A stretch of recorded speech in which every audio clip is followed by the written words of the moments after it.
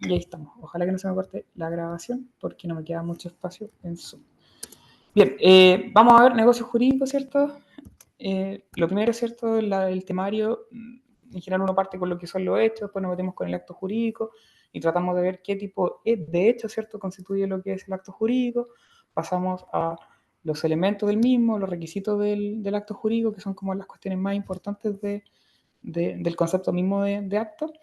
Y dentro del requisito, ¿cierto? Dentro del módulo vamos a ir viendo como cada uno, de la tutoría grupal, más que módulo, vamos viendo cada uno de los requisitos, ¿cierto? Tanto de existencia y también su elemento en cuanto a la validez del mismo. Para luego llegar a la sanción máxima, ¿cierto? De que sea en el caso de la omisión de algún requisito de existencia o de validez, como lo es la nulidad. Esto sin perjuicio de otras sanciones de ineficacia que para estos efectos en negocio no son tan importantes, pero sí lo son en otros. ¿Ya?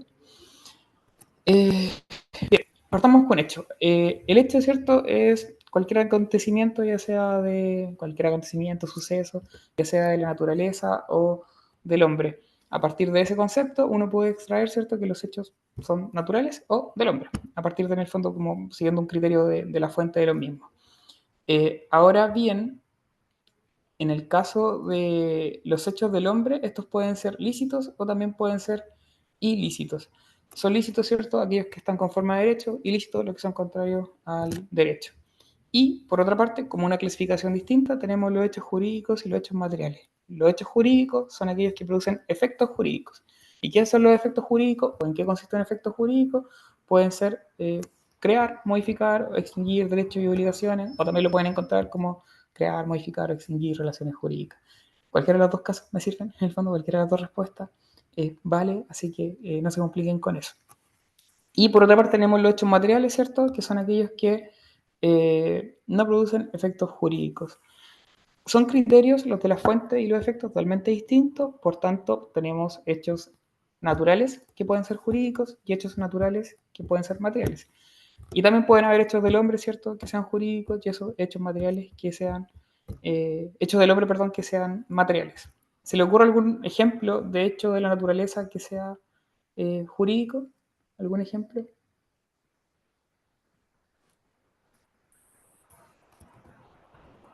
¿Alguien? La muerte. Ya, bien, un hecho de la naturaleza, ¿cierto?, que es jurídico, produce diversos efectos. ¿Algún otro?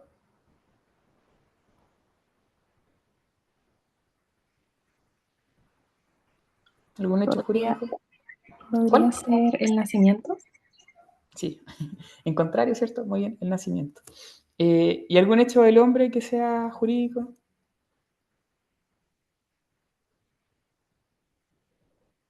Eso está fácil. De hecho, aparece abajo, ¿cierto? Eh, ahora tienen memes los esquemas, ya, pero abajo tienen un ejemplo, ¿cierto?, que es el acto jurídico. El acto jurídico es un hecho del hombre, ¿ya? Que es voluntario, que es jurídico porque produce efectos jurídicos y además es lícito, ¿vale? Eh, si se fijan, el acto jurídico es un hecho, de hecho es una manifestación de voluntad. La manifestación de voluntad es un hecho. ¿Ya? Yo cuando manifiesto voluntad estoy realizando un hecho, que a la vez va a producir eventualmente efectos jurídicos. En otros casos, esa manifestación de voluntad no produce efectos jurídicos. Si alguien me invita a jugar a la pelota y yo digo sí, es un hecho material, ¿cierto? En el fondo, voy a jugar a la pelota, no produce efectos jurídicos. Distinto es el acto jurídico. Y ahí recurrimos siempre, ¿cierto?, al concepto, esto es como súper habitual, recurrir ¿cómo se llama esto? Al de Vial del Río, que lo define como una manifestación de voluntad hecha con el propósito de crear, modificar o extinguir derechos y que produce los efectos queridos por su autor o por las partes, porque el derecho sanciona dicha manifestación de voluntad. Solo previendo lo que vamos a ver después, el acto jurídico, a partir de este concepto, uno puede sacar el tiro y el objeto. Cuando uno habla que el acto jurídico es una manifestación de voluntad hecha con el propósito de crear, modificar, extinguir derechos, estamos aludiendo, ¿cierto?, a lo que es el objeto del acto jurídico, estamos hablando del propósito del mismo. ¿Cuál es el objeto del acto jurídico entonces? Es crear, modificar o extinguir derechos. ¿Ya? Esa es la posición doctrinal mayoritaria en el fondo y es lo correcto. De ahí lo vamos a volver a ver cuando veamos objeto jurídico. Perdón, objeto como requisito del acto jurídico. ¿Ya? Hay un pequeño cuadrito respecto de la clasificación de los hechos, en el fondo, conforme a lo que hemos estado conversando. Recordar que el hecho jurídico del hombre sin intención puede ser de producir efectos jurídicos, puede ser un delito, perdón, un cuasi delito o un cuasi contrato. Y con intención puede ser un hecho, si es ilícito va a ser delito y si es lícito es un acto jurídico. Ahí eso pues lo mezclamos con daño y en daño vemos lo que es el cuasi delito y el delito civil. Respecto de los elementos del acto jurídico, esto lo conversaba hace poquito en una tutoría que tuve, creo que está por acá, eh, la Bárbara ha hecho. Una cosa son los elementos del acto jurídico y otra cosa son los requisitos, suelen confundirlos. Cuando uno alude a los elementos del acto jurídico se refiere a la estructura de los mismos, ¿ya? Una cuestión más bien externa. Cuando hablamos de los requisitos, hablamos de una cuestión más bien interna de los actos, ¿cierto? Es lo que es más abstracto en cuanto al contenido, lo que es de fondo. Cuando hablamos de lo que es los elementos, es algo súper más bien visible incluso dentro de la materialidad del acto o contrato. Previamente a esto hay que señalar que el código, ¿cierto?, no habla de actos jurídicos, no reconoce la teoría del acto. Sin perjuicio de ello, todo esto se extrae a nivel doctrinal. Toda la teoría del acto jurídico se extrae, ¿cierto?, o se construye en base al libro cuarto del Código Civil, que versa las obligaciones de los contratos, y de ese libro se extrae la teoría de los actos jurídicos. Importante para estos efectos, ¿cierto?, es el artículo 1444 del Código Civil, que habla más bien de los elementos del contrato, pero como señalé, ¿cierto?, la doctrina lo agarra para poder hablar de los elementos del acto jurídico como un concepto más amplio que el de contrato. Hay una relación de género-especie entre acto jurídico y contrato, que la vamos a ver más adelante. Así, podemos distinguir los elementos de la esencia, los elementos de la naturaleza y los elementos accidentales. Ya, el código no habla de elementos, habla de cosas, pero no importa. Para este efecto hablamos de elementos del acto jurídico. Y tenemos los elementos de la esencia, que son aquellas cosas sin las cuales el acto o no produce efecto alguno o degenera en otro distinto. ¿Ya? De este concepto uno puede hacer una subdistinción entre aquellos elementos de la esencia que son comunes o generales a todo acto jurídico y aquellos que son de la esencia o más bien específicos. Ejemplo, ¿ya? Los elementos de la esencia generales son aquellos en los cuales el acto no genera ningún efecto y por tanto aludimos a tres en particular, que es la voluntad, el objeto y la causa.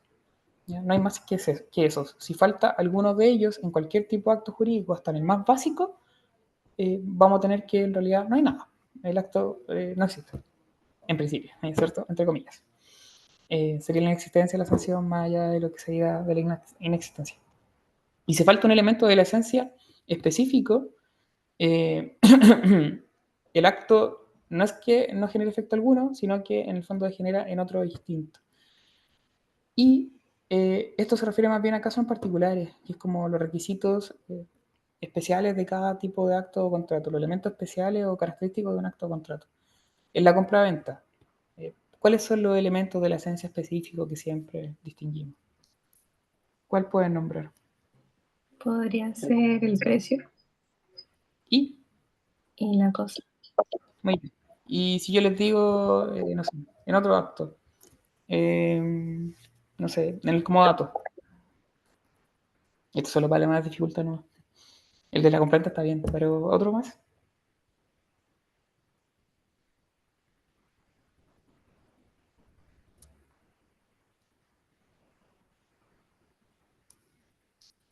En el comodato, ¿cuál sería el elemento? ¿Alguien se le ocurre? El comodato, un préstamo de uso, ya sería la cosa en el fondo y la gratuidad del mismo. Eh, si a la compraventa le falta el precio, ¿qué es lo que tenemos? Lo sí, un Carlito, ¿no? Muy bien, sí, tal cual. Y si al arrendamiento le sacamos la renta, en el arrendamiento también hay dos elementos, en la cosa, ¿cierto? Y la renta. Si al arrendamiento le sacamos la renta, ¿qué acto jurídico nos queda?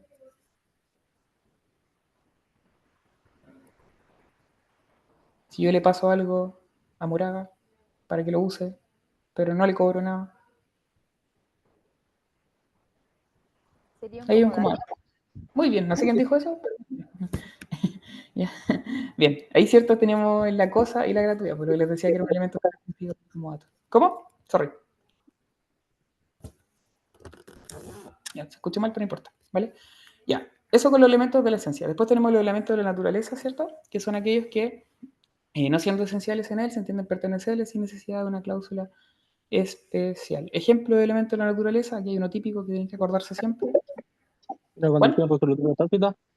Muy bien, condición resolutoria tácita, falta el apellido, eso sí, porque la condición resolutoria tácita no opera en todos los actos jurídicos.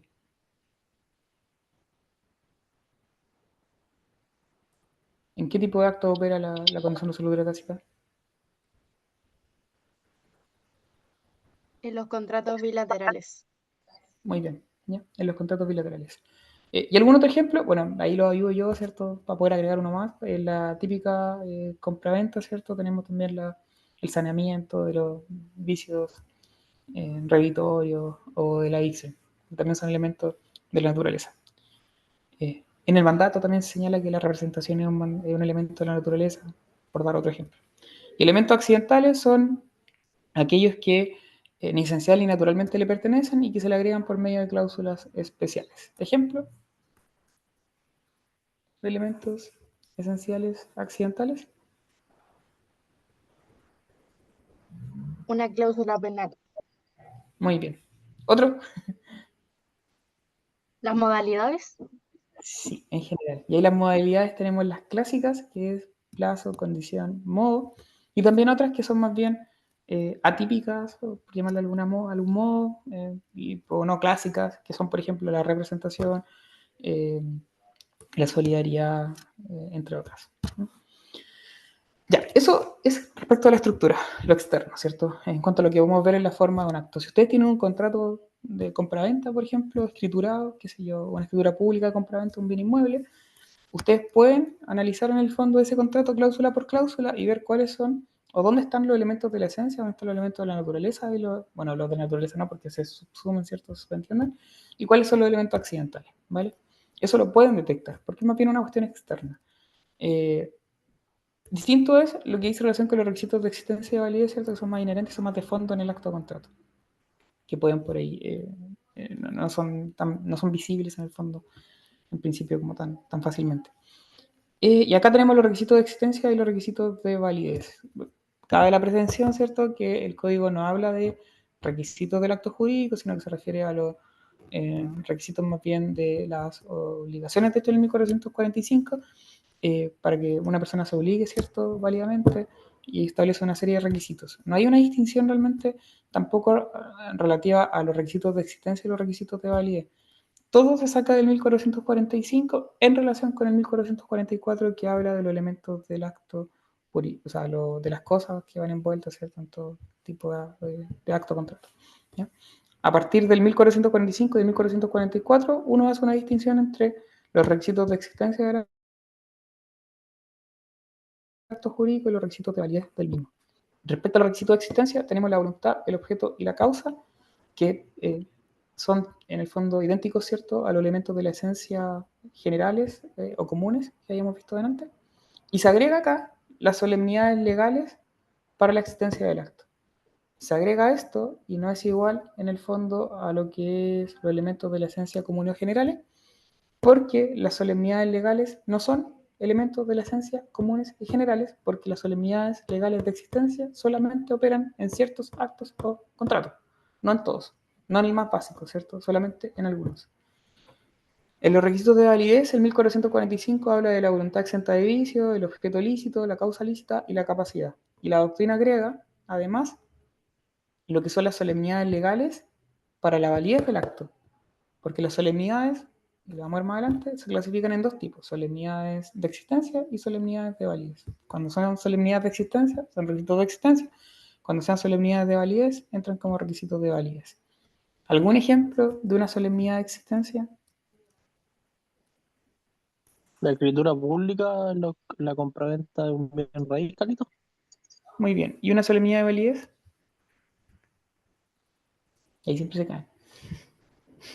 El testamento, los testigos. Testigos hábiles. Sí, muy bien. Los testigos hábiles son un ejemplo de solemnidad de validez. ¿Ya? Bien. Luego, respecto a la clasificación, aquí siempre la hago recorta porque en verdad la clasificación es más bien relevante en lo que son los contratos, más que los actos jurídicos, salvo algunos casos que es relevante tocar. La doctrina igual, y se agarran como cualquier manual de negocio o de actos jurídicos, como quieran llamarle, los clasifica entre aquellas que emanan del Código Civil o que se pueden extraer, ¿cierto?, del Código Civil y aquellas que en el fondo la doctrina agrega como adicionales. Ahora, precisión importante, la clasificación legal de los actos jurídicos no es lo mismo o no responde a los mismos criterios que la clasificación legal de los contratos. Cambia. Por ejemplo, cuando hablamos de la clasificación en actos jurídicos unilateral y bilateral, atendemos a el número de voluntades que se requieren para perfeccionar el acto. En cambio, cuando hablamos de un contrato unilateral o bilateral, no nos referimos al número de voluntades que se requieren para su perfección, sino que a, porque siempre van a ser dos en los contratos, pero va a ser unilateral o bilateral ese contrato si es que obliga a una o ambas partes. ¿Ya? El criterio en los unilaterales y bilaterales cambia para el acto jurídico entonces y para el contrato, son distintos. En lo gratuito oneroso se mantiene el mismo criterio que dice relación con la utilidad del acto jurídico o del contrato, es igual. En los conmutativos y aleatorios, lo mismo, se mantiene el mismo criterio que sale el código para los contratos y para los actos jurídicos. En los principales y accesorios hay una diferencia, nuevamente, al igual que en los unilaterales y bilaterales, no es lo mismo la clasificación de actos jurídicos principal y accesorio con la de contrato principal o accesorio, la vamos a ver más adelante. Y por último tenemos las consensuales, reales y solemnes y mantenemos ahí los mismos criterios, el mismo criterio que dice relación con el perfeccionamiento. ¿Ya? Como cuestión relevante, y aparece abajito también marcado, está la diferencia entre acto jurídico y negocio jurídico.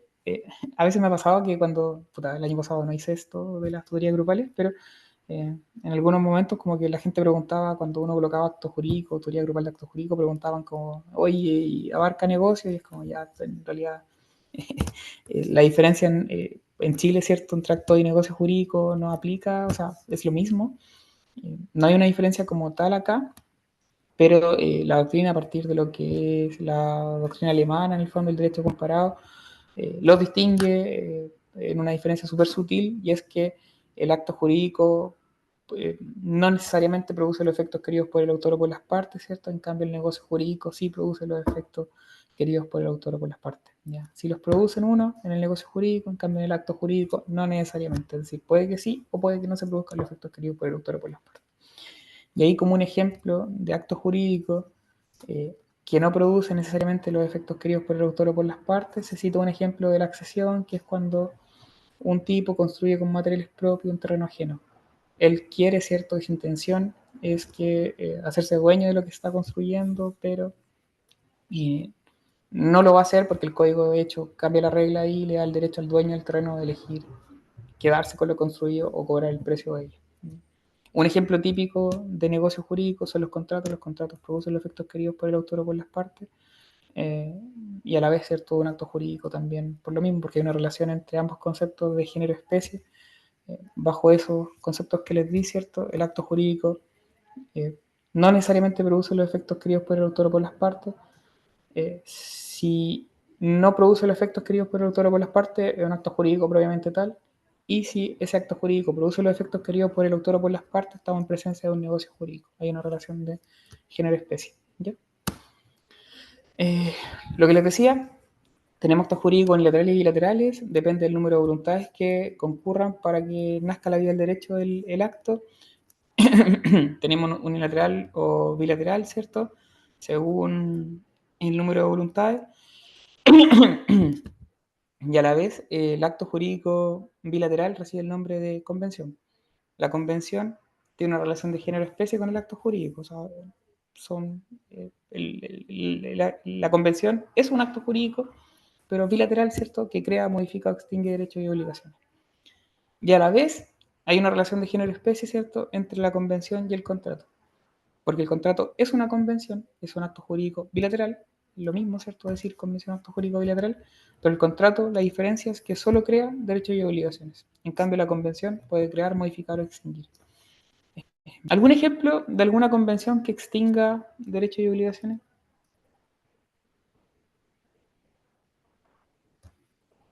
¿Se le ocurre?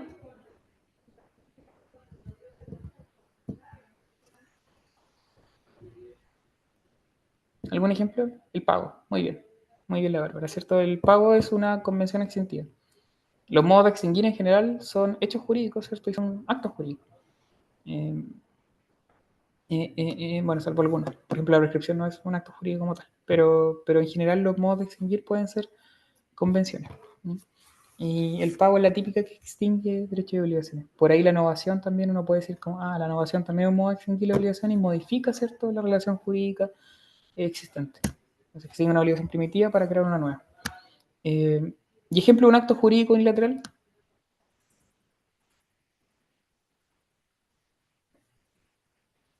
¿Alguien se le ocurre algún ejemplo de un acto jurídico unilateral? La oferta o la aceptación. Ya, muy bien. Oferta, aceptación. Ya. Dije unilateral, Bárbara, no, no bilateral. El contrato, ¿cierto? Es un acto jurídico bilateral que crea derecho de obligación. Unilateral, la oferta y la aceptación son muy buenos ejemplos porque los vamos a ver en actos jurídicos. Y aparte de la oferta y la aceptación, ¿cierto? El otro típico, que no mencionó la Jacqueline, pero que es importante igual mencionarlo siempre, es el testamento. El testamento es un acto jurídico unilateral. ¿Ya? Ojo ahí también, una distinción media hueona y necesaria, pero el acto jurídico unilateral se puede clasificar, ¿cierto?, en simple y complejo. Simple, cuando el autor es una persona; complejo, cuando el autor pueden ser dos o más personas. Por ejemplo, el testamento es personalísimo, ¿cierto? Entonces, el testamento siempre es un acto jurídico unilateral simple. En cambio, la oferta, si son dos o más los dueños de una cosa y ofertan algo, ahí perfectamente podríamos estar hablando de un acto jurídico unilateral, porque hay solo un autor, ¿cierto? Es una sola voluntad, pero que lo componen varias personas. Entonces, como que es una distinción que igual cabe la pena hacer, vale la pena hacer. Luego tenemos lo gratuito y lo oneroso. No me voy a meter mucho acá, te lo vamos a ver en contratos, pero el acto jurídico oneroso es aquel que reporta utilidad para ambas partes. En cambio, el acto jurídico gratuito es el que reporta utilidad solo para una de las partes. Conmutativo y aleatorio es una subclasificación de lo oneroso. Los onerosos, ¿cierto?, son aquellos que producen efectos para ambas partes. Los conmutativos pueden ser aleatorios o pueden ser, los onerosos pueden ser aleatorios o pueden ser conmutativos. Conmutativos cuando la utilidad, ¿cierto?, se ve como equivalente, y en cambio son aleatorios cuando el equivalente o la equivalencia de la utilidad consiste en la contingencia incierta de ganancia o pérdida, ¿vale? Ejemplo típico de contrato aleatorio: el juego, la apuesta, el seguro. Ejemplo típico de contrato conmutativo: la compraventa, el arrendamiento, la sociedad, bla, bla, bla. Luego tenemos los principales y accesorios. El contrato principal dice el 1442 del Código Civil cuando subsiste por sí mismo, ¿vale? Y el contrato principal acá coincide con lo que es el concepto de acto jurídico principal. Pero cuando hablamos de contrato accesorio, no es lo mismo el contrato accesorio que lo que es el acto jurídico accesorio. De ahí está la diferencia. El acto jurídico accesorio, que es lo que estamos viendo ahora, ¿cierto?, es aquel que, bueno, no subsiste, ¿cierto?, por sí mismo, ¿vale? Y el accesorio va a subdistinguirse en dos tipos: en el de garantía, ¿ya?, que es aquel que busca asegurar el cumplimiento de una obligación principal y que coincide en ese caso, ese acto jurídico accesorio de garantía, con el concepto de contrato accesorio del 1442. Y después tenemos el acto jurídico accesorio dependiente, que es aquel que simplemente no puede subsistir por sí solo, como son las capitulaciones matrimoniales. Si se fijan en el concepto de 1442, habla de contrato accesorio como aquel que tiene por objeto asegurar el cumplimiento de una obligación principal. Nosotros entendemos que el acto jurídico accesorio no es eso, sino que eso sería un acto jurídico accesorio, pero de garantía, que es una distinción, como les decía, del criterio específico. Y después tenemos la última clasificación del acto jurídico, que está muy importante para este ramo, que son los consensuales, los reales y los solemnes. Un acto jurídico va a ser real cuando se requiere la entrega del mismo para su perfeccionamiento; va a ser consensual cuando se requiere el solo consentimiento de las partes para su perfeccionamiento; y va a ser solemne cuando se requiere en el fondo ciertas formalidades especiales. una sola precisión acá en relación al artículo 1443, y es que el 1443 habla del contrato real como aquel que se perfecciona por la tradición de la cosa. Nosotros sabemos que eso es incorrecto, o deberían saberlo, o ahora lo van a saber, porque en realidad el acto jurídico y también el contrato real, o es real, cuando se perfecciona por la entrega, ¿ya? Y entrega no es lo mismo que tradición. De ahí la diferencia. Entonces, eh, podemos decir que, entre comillas, ya Andrés Bello se equivocó, aunque lo más probable es que él no se equivoque nunca, pero aquí hay una presión que en el fondo hay que hacer y que ustedes tienen que manejar, y es que cuando el código en el 1443 habla que el contrato real o el acto jurídico real se perfecciona por la tradición, eso es incorrecto, porque se perfecciona por la entrega. ¿Cuál es la diferencia entre entrega y tradición? Hay una relación de género-especie también.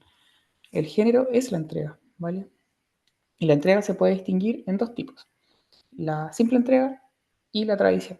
Va a ser tradición cuando es la entrega más el ánimo de transferir el dominio, porque es un modo de adquirir el dominio de la tradición, y va a ser simple entrega cuando en el fondo es la sola puesta en disposición, ¿cierto?, de la cosa, poner a disposición material la cosa a favor de la persona, ¿ya? Sin el ánimo de transferir el dominio. Por eso la entrega como concepto es el género, porque involucra ambas entregas, la entrega que es tradición y la entrega que es simple entrega. Los contratos o actos jurídicos reales se perfeccionan por la entrega, ¿ya? Porque pueden ser por tradición o por simple entrega. Tradición en el caso del mutuo, por ejemplo, donde se transfiere el dominio de la cosa, o en el caso del comodato o el depósito son por la simple entrega, porque no transfieren el dominio. ¿Algún ejemplo de un contrato solemne que me puedan dar?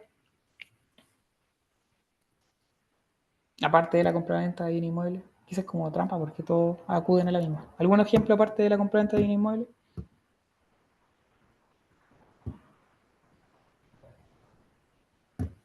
Otro.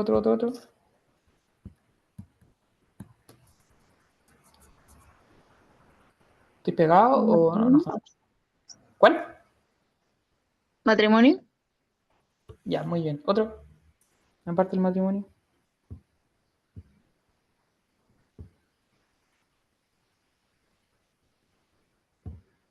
La hipoteca. Muy bien, ya. Y tenemos otro acto jurídico, ¿cierto? Que ya no se sacan del Código Civil, de la clasificación al menos que hace el Código al inicio del libro cuarto. Pero no nos vamos a referir a eso. Están los patrimoniales de familia, entre vivos por causa de muerte, puro y simple sujeto a modalidad, causa abstracto. Ya esa hueá es como marciana para ustedes por ahora, aunque en obligaciones sale esa distinción entre las obligaciones abstractas y las prop term. Después tenemos los actos jurídicos típico nominado, típico innominado. Todo eso lo van a ver después en contratos, así que por ahora no se calienten mucho la cabeza. Lo mismo que ejecución instantánea, ejecución diferida, tracto sucesivo, etc. Bien, el primer requisito a estudiar del acto jurídico es la voluntad. ¿Qué es la voluntad? Es el libre querer interno de hacer o no hacer alguna cosa. Algunos también lo conceptualizan como la potencia del alma, pero en realidad si dicen eso, los profes pueden que los miren raro, entonces quédense con el concepto eh, típico de voluntad. Ahora, la voluntad en los actos jurídicos bilaterales se llama consentimiento, porque ya no es una voluntad, sino que es un acuerdo, ¿cierto?, de voluntad. Así es como se define el consentimiento. Eh, la voluntad como tal tiene ciertos requisitos. Y aquí tienen que hacer la distinción entre que el requisito exista como tal en el acto jurídico y otra cosa es que en el fondo exista pero sea no válido o esté viciado. Entonces, la voluntad para que exista debe manifestarse y debe ser seria. Si se manifiesta y es seria, la voluntad existe, más allá que puede estar viciada. Y si está viciada, ¿cierto? Entonces tenemos un caso eventualmente de una voluntad que no está exenta de vicio. ¿Ya? Y ahí entra, ¿cierto?, el error, la fuerza del dolor, los vicios de la voluntad. Pero para que la voluntad exista como tal, para que simplemente exista, se requiere que en el fondo se manifieste y debe ser seria. ¿Cómo se manifiesta? Expresamente o tácitamente, ¿cierto? Expresamente, ya sea de manera oral, escrita o también a través de gestos. Y también puede ser tácita, ¿cierto? Que implica una serie de comportamientos que den cuenta de una voluntad, ¿cierto?, inequívoca por parte del sujeto. Y por otra parte, debe ser seria. ¿Qué significa que sea seria? En el fondo, que sea hecha con la intención de producir efectos jurídicos. Se suele preguntar en los grados, ¿cierto?, ¿qué pasa con el silencio? ¿El silencio constituye manifestación de voluntad? Regla general, no. Ya, el silencio no constituye regla no constituye voluntad, ¿cierto? Manifestación de la voluntad por regla general. Sin perjuicio de ello, hay excepciones y esas excepciones las podemos clasificar en tres. Tenemos el silencio presunto, cuando la ley le otorga un cierto valor. Tenemos el silencio circunstanciado, que es cuando el juez en el fondo le da valor, o el silencio convencional, que es cuando las partes le otorgan algún tipo de valor al silencio. Apréndanse un caso del silencio por ley, no les decir cómo apréndanse los dos, da lo mismo, no se aprendan los artículos de memoria, no vale la pena. Tenemos el silencio negativo, el 1233, que es cuando un asignatario, un heredero, se le ha notificado judicialmente por una gestión voluntaria para que acepte o repudie la herencia. Si no señala nada en 40 días, se entiende que repudia. Y por otra parte tenemos el silencio positivo, que se enmarca entre lo que es el mandato y la agencia oficiosa, que dice relación con aquellas personas que se encargan de negocios ajenos por su profesión o oficio. Tienen la obligación en el fondo de declarar lo antes posible si aceptan o no el encargo. Y si no señalan nada, se entiende que lo aceptan. ¿Ya? ¿Con uno que se aprenda? Bien. Lo del silencio negativo vuelve a salir después en sucesorio, así que viola. Y eso principalmente. No sé si se me va algo acá. ¿Tienen alguna duda? Si tienen duda, insisto, como que vayan metiéndose, no vayan preguntando, aunque sean tonteras. Sofía. Yo tengo una duda. ¿Me podría repetir los nombres que se le dio al silencio por la ley, por las partes y por el juez? Por la ley es presunto, silencio presunto. Por las partes se le llama silencio convencional y por el juez es el típico silencio circunstanciado, que es cuando el juez le puede dar valor al silencio según el caso concreto, ¿ya? Según la circunstancia del caso. Gracias. ¿Dónde se regula el consentimiento? En el Código de Comercio. Andrés Bello era un ser humano, se equivocaba, ¿cierto? Y se le olvidó regular esto en el Código Civil. Y como se le olvidó, el Código de Comercio en el fondo entra a regular la formación del mismo, porque también se relacionan, ¿cierto? Son materias civiles dentro de la estructura general, ¿cierto? Del derecho. Y al respecto, como cuestión importante es que el consentimiento se forma con dos actos jurídicos independientes. Antes alguien lo dio como ejemplo de actos jurídicos unilaterales, ¿cierto? Que es la oferta y por otra parte tenemos la aceptación.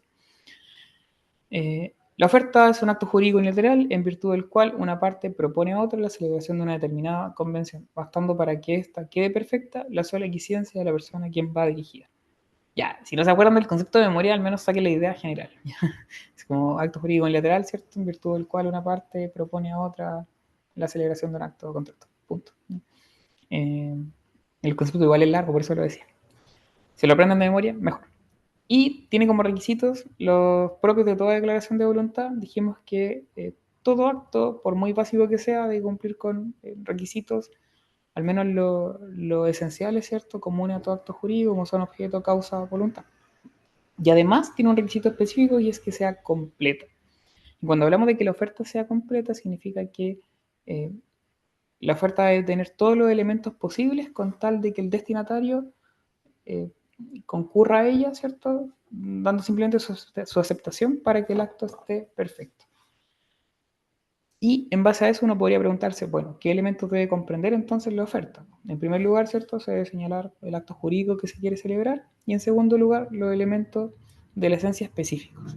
Es decir, si yo quiero ofertar algo para vender, tengo que señalar el acto jurídico que quiero celebrar, tengo que indicar además la cosa, ¿cierto?, que voy a vender y el precio, que son los elementos de la esencia específica. Si yo quiero rentar algo, lo mismo, es como señalar el contrato, ¿cierto?, la cosa y la renta. Si yo quiero en el fondo dar en préstamo de uso algo, también lo mismo, es como indicar el contrato, ¿cierto?, que estoy ofertando, aparte también lo que es la cosa, ¿cierto?, y también el carácter de gratuidad. Y así, ¿vale? Y la aceptación es el segundo acto jurídico, ¿cierto?, que permite la formación del consentimiento, requiere los requisitos propios de toda declaración de voluntad y además tiene ciertos requisitos que son más bien propios de ella, como son que sea pura y simple, es decir, que baste el solo consentimiento, debe ser dada en tiempo oportuno, esto se refiere al elemento plazo, ¿cierto? Y ahí en primer lugar recurrimos a lo que las partes hubiesen señalado, y en segundo lugar la ley cubre ese silencio señalando que si la oferta fue verbal, hay que darla tan pronto como se tome conocimiento. Y si la oferta fue dada por escrito, hay 24 horas para responder si es que nos encontramos en el mismo lugar del oferente o bien a vuelta de correo si es que estamos en distintos lugares del oferente. ¿Qué se entiende por a vuelta de correo? Lo determina el tribunal, una decisión jurisprudencial, ¿cierto? Que a criterio del juez. Y por otra parte, aquí cabe señalar que en el fondo todas estas cuestiones de la oportunidad de la aceptación está un poco desfasado, ¿cierto? Es medio anacrónico cuando uno habla que si la oferta es por escrito debe ser a vuelta de correo la aceptación. Como que no se usa mucho el correo hoy en día, menos para estas cosas. Entonces como que lo que hace la doctrina es recurrir más bien a un criterio de no del lugar, o no más bien de la forma en que sea, si es verbal o escrita, sino que es la instantaneidad, ¿cierto? De la oferta, si es en un momento instantáneo, ¿cierto? Si, o no. Si es una oferta por teléfono, por ejemplo, se toma conocimiento inmediato porque es instantáneo el conocimiento. Vi algún comentario. Una pregunta. ¿El contrato de arriendo es solemne o no? No, no es solemne. Ya el contrato de arriendo es consensual. Se perfecciona por el solo consentimiento de las partes. Ya después cómo se prueba es otra cosa. Y eso. Eso fue un paréntesis. Ya. Volvemos al otro requisito de la aceptación. Entonces tenemos que sea pura y simple, que sea dada en tiempo oportuno. Y el último es que esté vigente la oferta cuando se dé la aceptación.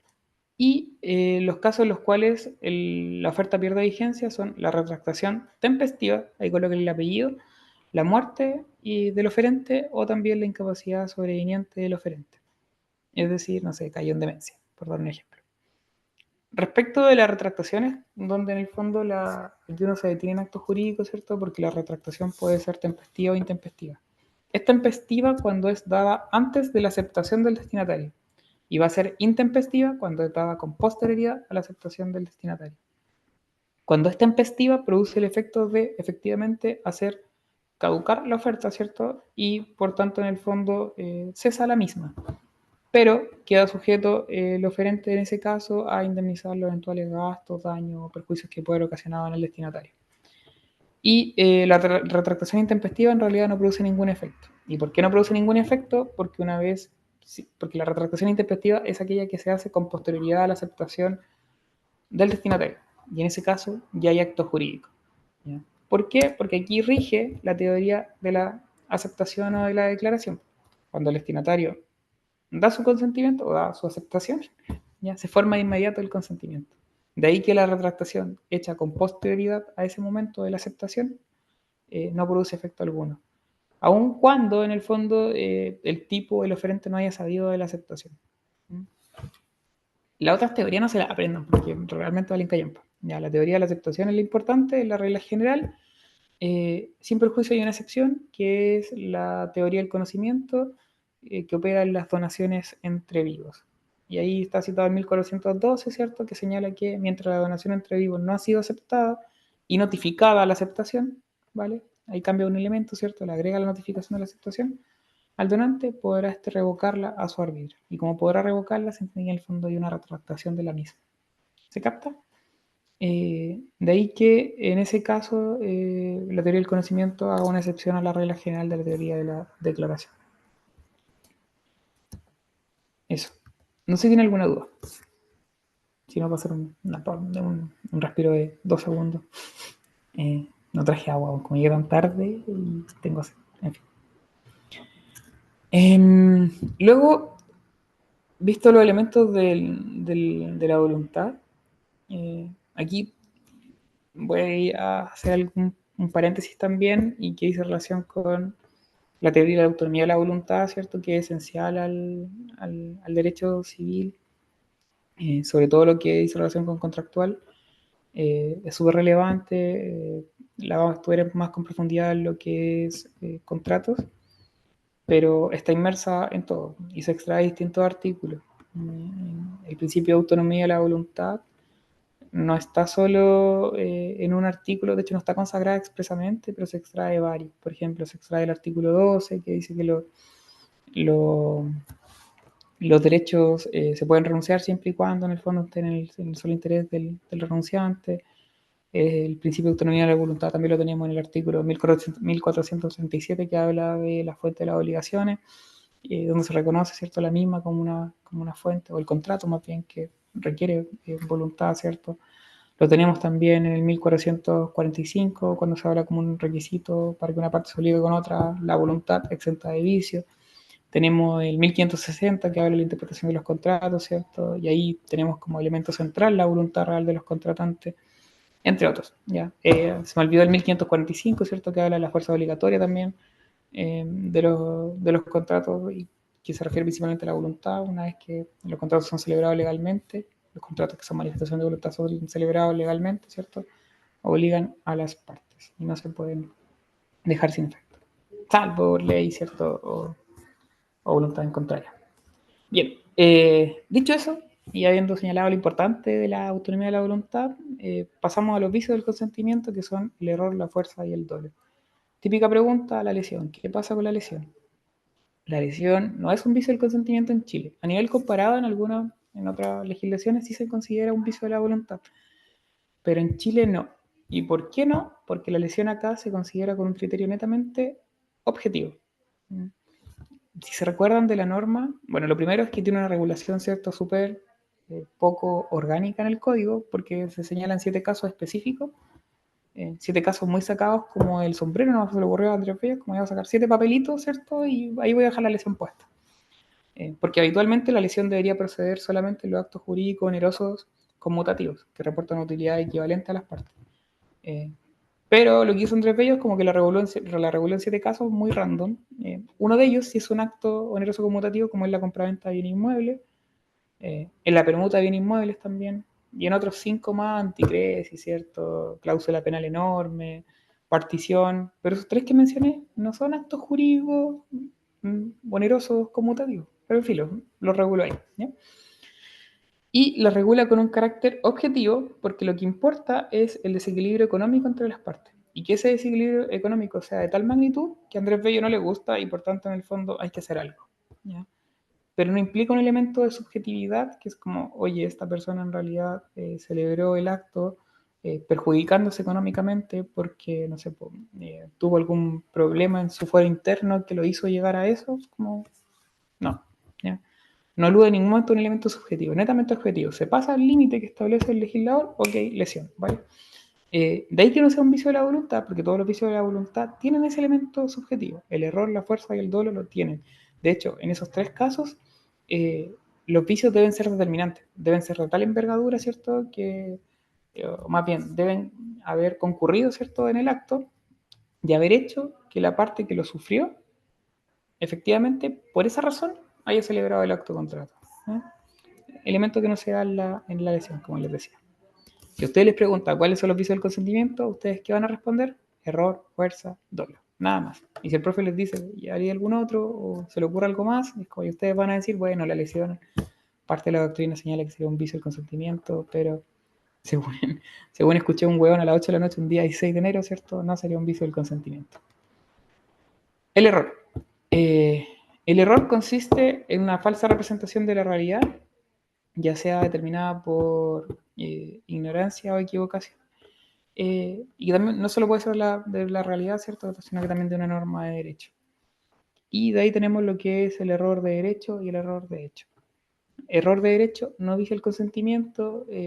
Por regla general hay excepciones que están en el artículo 2297 y en el 2299 del Código Civil, que dicen relación con el pago de lo no debido, ¿cierto? Cuando una persona paga lo que no debe, está errando en una representación de la realidad de derecho, una norma de derecho, porque cree que tiene una obligación, que es jurídica, pero en realidad no tiene nada. Se equivocó, ¿cierto? Hay una falsa representación de la norma de derecho. Y en ese caso sí dice el consentimiento y por tanto puede pedir, ¿cierto?, la restitución. Y eso es pago de lo no debido. Y también se relaciona con el principio de repudio al enriquecimiento sin causa. Y el 2299 está relacionado con lo mismo y es como no se presume que dona, ¿cierto?, alguien, no se presume donación en el acto de quien paga lo que no debe, a menos que se entienda que hay un perfecto conocimiento tanto de los hechos como del derecho. Pero están relacionados, los dos salen del pago de lo no debido. No se aprendan los artículos, no vale la pena, basta que en el fondo se acuerden que están en el pago de lo no debido. Y el error de derecho, por regla general, como le señalé, no dice el consentimiento, y lo importante acá es que el 1452 dice expresamente que no dice el consentimiento, y además el artículo 8, que se los pueden preguntar, porque en el fondo el artículo 8 da por conocida, ¿cierto?, la ley por todos, una vez que ha sido promulgada. El error de hecho, en cambio, sí dice el consentimiento, pero no siempre. Hay que cumplir ciertos requisitos o determinados supuestos. Y de acá podemos sacar una clasificación en 4. El error común no lo pesquen, esa hueá callampa. Error de hecho, tenemos el error esencial obstáculo, que no son lo mismo para la doctrina. Como en términos muy doctrinales son distintos. Para el Código Civil son lo mismo, son sinónimos. De todas formas se le llama obstáculo a este porque obstaculiza, ¿cierto?, la formación de la voluntad o del consentimiento. Luego tenemos el error sustancial, el error accidental y el error en la persona. Ahí está todo lo que dije el error de hecho, así que me lo voy a saltar, se me olvidó. Hay una diapo. Y nos vamos al error esencial u obstáculo, que está regulado en el artículo 1453. No tienen que aprenderse los artículos acá, no vale la pena, sino que simplemente sobre qué recae el error esencial. Y el error esencial, según el 1453, puede recaer sobre dos cosas. Y es lo que está en negrita en la diapo. La especie del acto contrato que se ejecuta o celebra, o en la identidad de la cosa específica de que se trata el acto jurídico. ¿Ya? El código de ejemplo, ¿cierto? Quédense con eso. Si se le ocurre algún ejemplo en el grado distinto a lo del código, da lo mismo, ya no es relevante. Y como les decía, al error esencial también se le llama obstáculo. ¿Y por qué obstáculo? Porque obstaculiza, ¿cierto?, la formación del consentimiento. Porque en realidad, si yo entiendo que estoy vendiendo algo y Danae entiende que se lo estoy arrendando, en el fondo estamos errando, ¿cierto?, en el acto o contrato que se ejecuta. Y no habría consentimiento realmente. Ese error obstaculizaría la formación del consentimiento porque no hay un acuerdo de voluntad realmente. Ambos estamos ejecutando actos distintos bajo nuestra conciencia. Y de ahí que se discuta la sanción del error esencial. Para parte de la doctrina sería inexistente porque en el fondo no hay voluntad, no hay acuerdo de voluntad y no hay consentimiento. Para otros sería nulidad absoluta, que es la sanción máxima del Código Civil. Y para otra parte de la doctrina sería nulidad relativa, porque en realidad la regla general y todos los vicios del consentimiento, por regla general, salvo este, se sancionarían con nulidad relativa. ¿Ya? Error sustancial. Siempre se quedan con el nombre, de que el error sustancial recae sobre la sustancia, ¿vale? Pero es un poquito más complejo porque el error sustancial recae sobre dos cosas también, al igual que el error esencial o obstáculo.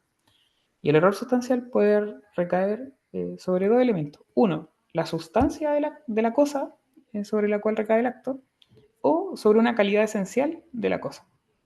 La sustancia se refiere a la materialidad. Y el código da un ejemplo. Por ejemplo, si una de las partes se supone que el objeto es una barra de plata y realmente una masa de algún otro material semejante. Es como, seguimos hablando de una barra, ¿cierto? Siempre las dos partes creen que hay una barra, que están celebrando sobre una barra de metal, ¿vale? Y por lo mismo no hay error obstáculo, porque ambas entienden que están contratando sobre lo mismo, pero el error está en la materialidad, ¿cierto?, de esa barra. Para uno es de plata y para el otro en el fondo es de otro material semejante. Y ahí habría en el fondo error sustancial, en la sustancia. Pero también puede haber error en la calidad esencial de la cosa, ¿ya? Que es un atributo propio que la diferencia de las demás. Y ahí pónganse creativos, ya como no sé, esto puede ser variable, porque si se fijan hay una diferencia. La sustancia es algo objetivo en la materialidad del acto, en cambio la calidad esencial puede ser subjetiva, porque es como un atributo propio que la diferencia de los demás. Hace 20 años atrás, ¿cierto? Un celular, su calidad esencial, ¿cuál era? ¿Cuál era la calidad esencial de un Llamar teléfono? solamente, que Tal llamara. cual. Hoy en día, La cámara, que tome datos, no sé, la memoria. a menos que sea el presidente Boric, ¿cierto? Andan con un conchita. Sería como caso distinto. Pero en general, ¿cierto? La calidad esencial es algo variable porque es subjetivo. Cambia con el paso del tiempo. ¿Ya? Y eso hay que atender. Y la sanción acá es la nulidad relativa. Si se fijan, o sea, tengan esto presente, es como en todo lo que hizo el consentimiento, la sanción es la nulidad relativa, salvo en el error esencial donde hay una discusión. En el resto siempre nulidad relativa cumpliéndose los requisitos. Y lo otro importante acá es que en ambos errores, en el error esencial obstáculo y en el error sustancial, uno presume el carácter determinante del mismo. Entendemos que si erramos sobre alguno de estos elementos de los que hablamos, entonces hay vicio del consentimiento, ¿ya? Que es determinante per se. No es lo mismo lo que pasa en el error accidental y en el error de la persona, porque estos dos, por regla general, no vician el consentimiento, salvo cuando cumplan ciertos requisitos. Y el error accidental va a viciar el consentimiento siempre y cuando esa calidad accidental sea el principal motivo de una de ellas para contratar y haya sido conocido por la otra parte. Pero por regla general no lo vicia. Ahí está la diferencia entre el sustancial y el esencial también, ¿ya? Error sustancial y esencial, por regla general, vician el consentimiento, cuando recaigan sobre el elemento que dijimos. Error accidental no lo vicia por regla general, siempre y cuando, o sea, salvo que en el fondo para una parte sea el motivo principal por la cual se contrata y haya sido conocido por la otra parte. Y lo mismo pasa con el error de la persona. Por el error de la persona no vicia el consentimiento por regla general, porque los actos per se no son intuito personal. O sea, yo voy a comprar algo al supermercado y no me interesa que me lo vendan, en el fondo voy porque tengo hambre, ¿ya? Voy y compro nomás. Eh, pero no me interesa quién lo vende. Y también si yo vendiera algo, ¿cierto? No me interesa quién lo prenda, quién me lo compre, quiero que me pague nomás. Ahí están como las diferencias. Y el error de la persona para que vicie el consentimiento se requiere, ¿cierto?, que la persona con la cual se está contratando se haya tenido en consideración para efectos de que sea la principal, ¿cierto?, la causa principal del acto contrato. Eso se altera con los actos de intuito persona, donde en el fondo ahí la calidad de la persona, la persona en sí misma es una consideración relevante para contratar y ahí sí el error de la persona va a viciar el consentimiento. Ejemplo típico, el matrimonio, ¿ya? Sin perjuicio de ello, tenemos otro ejemplo. Porfa, apréndanse uno más, aparte del matrimonio, a lo menos, porque el matrimonio, para aquellos profes que consideran que el derecho de familia no es derecho civil, puede que lo hueven. Pero tenemos el mandato también, tenemos la sociedad, tenemos el comodato, tenemos el depósito, entre otros. Y también nulidad relativa, error accidental, también nulidad relativa. ¿Algún ejemplo de error accidental? ¿Alguien se le ocurre? ¿Alguien se atreve?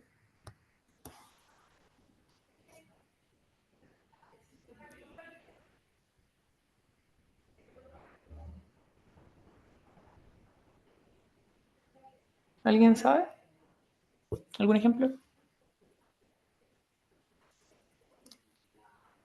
Por ejemplo, este Carlos, celular. Dime. podría ser un ejemplo de que yo me comprara un auto para tenerlo de colectivo y por eso necesito que sea de un color específico que es negro. Y que cuando me llega el auto a la tienda, sé que tiene otro nombre la tienda del auto, que el auto sea azul. Ya, automotora. Eso, Eh, gracias. sí, el color podría ser, ¿cierto?, una calidad accidental del mismo. ¿Mm? Bien. Bien, ya, eso, ¿vale? Y el error común lo voy a estar, insisto, vale callampa. Terminamos lo que hizo el consentimiento, hacemos una pausa de 5 minutos y volvemos. ¿Ya? La fuerza son aquellos apremios físicos o morales que se ejercen sobre una persona a fin de que preste su consentimiento a la celebración de un acto de contrato. Esa segunda parte del concepto, a fin de que preste su consentimiento a la celebración de un acto de contrato, da pie también al hecho de que la fuerza debe ser determinante. Porque en el fondo requiere cierto un elemento subjetivo, como antes les decía, todo lo que dice el consentimiento tiene un elemento subjetivo relevante. Y está regulado en el artículo 1456 del Código Civil. A partir del concepto, a premios físico-morales, podemos hacer una distinción entre fuerza física y fuerza moral. La fuerza física no vicia el consentimiento porque en realidad la anula, ¿ya? ¿Y por qué la anula? Porque en el fondo no hay una manifestación de voluntad de aquel sujeto que en el fondo la presta. Si yo le agarro la mano a alguien para hacer firmar un acto de contrato, ¿cierto? Le agarro la cabeza para hacerla mover en el fondo para que asienta, no hay voluntad realmente, está anulada. Y por tanto, la voluntad es inexistente porque no hay una manifestación como tal voluntaria. Y no hay un libre querer, ¿cierto?, de hacer o no hacer algo. Y sería la inexistencia, ¿cierto? O bien la nulidad absoluta para la mayoría de la doctrina, ¿cierto?, que entiende que la inexistencia no existe. Y la que nos importa es la fuerza moral, porque esta sí vicia el consentimiento, y como es vicio el consentimiento, sanciona con nulidad relativa. Y tiene requisitos, porque no toda fuerza vicia el consentimiento, no toda fuerza moral vicia el consentimiento. Se requiere que sea grave, injusta, determinante, actual o inminente. Es grave, según el 1456, cuando es capaz de producir una impresión fuerte en una persona de sano juicio, tomando en cuenta su edad, sexo y condición. ¿Ya? Si yo amenazo a alguien, no sé, a un luchador de no sé, de la UFC, ¿cierto? Estas cosas que son como competencias de lucha libre, no lucha libre. Alguien que practique UFC me pegaría, o que vea la UFC me pegaría mucho por eso. Ya, pero que compita, ¿cierto? En weas de lucha, en el fondo, si yo lo amenazo, ¿cierto? En realidad la amenaza no va a ser grave porque jamás nunca le voy a poder hacer nada. Si lo amenazo con golpes, si lo amenazo con una pistola, ya quizás sería distinto. Y ahí viene la diferencia, ¿cierto? De la edad, sexo y condición. Porque es una cuestión que en el fondo hay que valorarlo en el caso a caso. Que sea injusta, en contraposición, ¿cierto? A lo que son las amenazas justas, como por ejemplo podría ser la amenaza de una demanda, porque todos tenemos cierto derecho a la acción. Que sea determinante, y un poco lo que les decía, que sea ejercida por la contraparte, perdón, que sea determinante implica que sea relevante para el sujeto que la sufre para la celebración del acto, sin ella no lo habría hecho. Además se requiere que sea ejercida por la contraparte de un tercero, es decir, puede provenir de cualquier persona en realidad. Y por último, debe ser actual o inminente. Y eso. Respecto del temor reverencial, que está regulado en el artículo 1456, inciso segundo, no avisa el consentimiento, ¿cierto? Y es un mero temor reverencial de desagradar en el fondo a las personas a quien se tiene algún tipo de sumisión y respeto. Si yo en el fondo le digo que sí en todo, qué sé yo, a mi eventual suegro, es como, en el fondo está el temor, ¿cierto?, de no desagradar, no hay un vicio del consentimiento. Porque no hay ninguna premio tampoco, ni ninguna amenaza. Y luego tenemos el dolo. Y si les preguntan el dolo, ¿cómo lo definirían ustedes? ¿Cuál es el concepto de dolo que da el Código Civil en el artículo 44, inciso final? Porque aquí en la PPT o en el esquema está el concepto como más del dolo como vicio del consentimiento. Pero el dolo tiene un concepto legal que está en el artículo 44, inciso final, y si ustedes les preguntan dolo en acto jurídico, ustedes deberían partir definiéndolo como lo define el código. ¿Qué es lo que dice el código del dolo? ¿Qué es el dolo? Dice que es la intención positiva de inferir injuria en la persona o propiedad de otro. ¿Segura? Sí. Muy bien. Muy bien. Sí, está bien. Ya, eso es lo que es el dolo según el artículo 44 en su final del código. Y el dolo en el Código Civil tiene distintas acepciones, porque se manifiesta en tres aspectos, o en tres partes distintas en el fondo del Código Civil. En primer lugar, como vicio el consentimiento en el acto jurídico. Y ahí lo podemos definir como una maquinación fraudulenta destinada a obtener el consentimiento de otra parte o otra persona. También el dolo, en materia de responsabilidad contractual, va a ser un agravante de la responsabilidad del deudor, ¿ya? Porque lo va a hacer responder tanto de los perjuicios previstos como imprevistos. Y en materia de responsabilidad extracontractual, es un requisito de la misma, ¿vale? Del elemento de la imputabilidad. Entonces tiene tres acepciones distintas el dolo a lo largo de todo lo que es el Código Civil. Acá lo estudiamos con vicio y consentimiento. En los otros aspectos, en responsabilidad contractual y extracontractual, tiene distintas consecuencias. Respecto a la clasificación del dolo, igual uno lo puede distinguir entre dolo bueno y dolo malo, dolo positivo y dolo negativo, dolo determinante principal y dolo incidental, dolo de una de las partes y dolo de un tercero. Lo importante para que sea un vicio del consentimiento es que cumpla con dos requisitos, y es que sea determinante o principal y que provenga de la contraparte.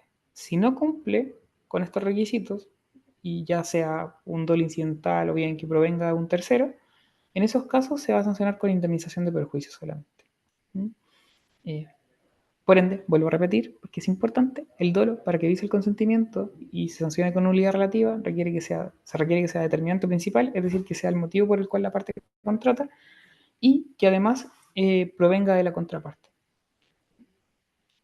El dolo incidental, como señalé, se indemniza, no se sanciona con nulidad relativa, y es porque implica el dolo incidental que una de las partes efectivamente actuó con la intención positiva o realizó una maquinación fraudulenta para obtener el consentimiento, pero si no hubiese habido dolo, la parte igual lo hubiese contratado, pero en mejores condiciones, no, en condiciones más favorables. Y en ese caso, por tanto, no hay nulidad, sino que simplemente hay una intención de perjuicio por el daño que en el fondo eso ocasionó. Lo mismo que si el dolo viene de un tercero, no es el consentimiento, pero se puede mandar al tercero para efectos de que indemnice, y ahí hay que distinguir, ¿cierto? Si se benefició con el dolo, se le puede pedir la indemnización por tal monto, o en el fondo lo que lo benefició, o lo que los benefició, ¿cierto? Pero si el tercero fraguó el dolo, en el fondo se le puede indemnizar, o sea, se le pueden demandar por el total. Se discute respecto del dolo en los actos jurídicos unilaterales, o más bien se discutía hace tiempo, pero ya hoy en día se entiende que es procedente. El dolo bueno también se los pueden preguntar, que es cuando en el fondo son simples exageraciones que se hacen de productos, ¿cierto? En el comercio para efectos de que se haga una mejor valoración de los mismos. En típico, muy época de Navidad, ¿cierto? Que le venden como el juguetito de moda y se lo pintan como la quinta maravilla del mundo. Pero eso. La lesión, que es un poco lo que ya señalé, ¿cierto? Solamente agregar que aquí me desordeno demasiado, ya, pero los grados son desordenados, así que me excuso con eso. Pero ya había hablado de la lesión, ¿cierto? Lo único importante acá, como quizás volver a señalar, es el concepto que se define como el perjuicio pecuniario que sufre una de las partes, la celebración de un contrato oneroso conmutativo, debido a la desproporción en el valor de las prestaciones recíprocas. Ya, aquí hay cuestiones que destacar, ¿cierto? Según le señalé. Perjuicio pecuniario que sufre una de las partes. Si se fijan, criterio objetivo, basta el perjuicio pecuniario, que se señala el código. De un contrato oneroso conmutativo, es lo que les decía en el fondo. Por mucho que la doctrina entienda que debería operar solamente los contratos onerosos conmutativos, la cláusula penal no es un contrato oneroso conmutativo, la cláusula penal es un elemento accidental. La partición no es un contrato oneroso conmutativo, de hecho, un acto jurídico distinto, ¿sí? Declarativo. La aceptación de una asignación testamentaria tampoco es un contrato, es un testamento eso, ¿sí? Entonces, como si se fijan, la lesión tiene una regulación súper poco orgánica en el código y de hecho hasta la sanción es extraña porque en algunos casos es nulidad y en otros casos completar o restituir lo debido. ¿Ya? Es como que va a haber que ver el caso concreto. Y por eso no nos importa. Y después nos pasamos a la simulación. Ya, voy a terminar con esto. Y ahí a las 8:30 hacemos una pausa. Apréndanse el concepto de la simulación. Esto es solamente una construcción doctrinal. No está regulada en el código civil. De hecho, es un invento de la doctrina que se saca del artículo 1707 del Código Civil, que habla más bien de las contraescrituras. De un artículo que ni siquiera menciona la palabra simulación, se extrae toda la teoría de la simulación del libro de esta web. Se define como una declaración de un contenido de voluntad no real, emitido conscientemente y de acuerdo entre las partes o entre el declarante y la persona a la cual va dirigida la declaración, para producir con fines de engaño la apariencia de un acto jurídico que no existe o es distinto a aquel que realmente se ha llevado a cabo. Palabra clave. ¿Cuál es la palabra clave de la simulación?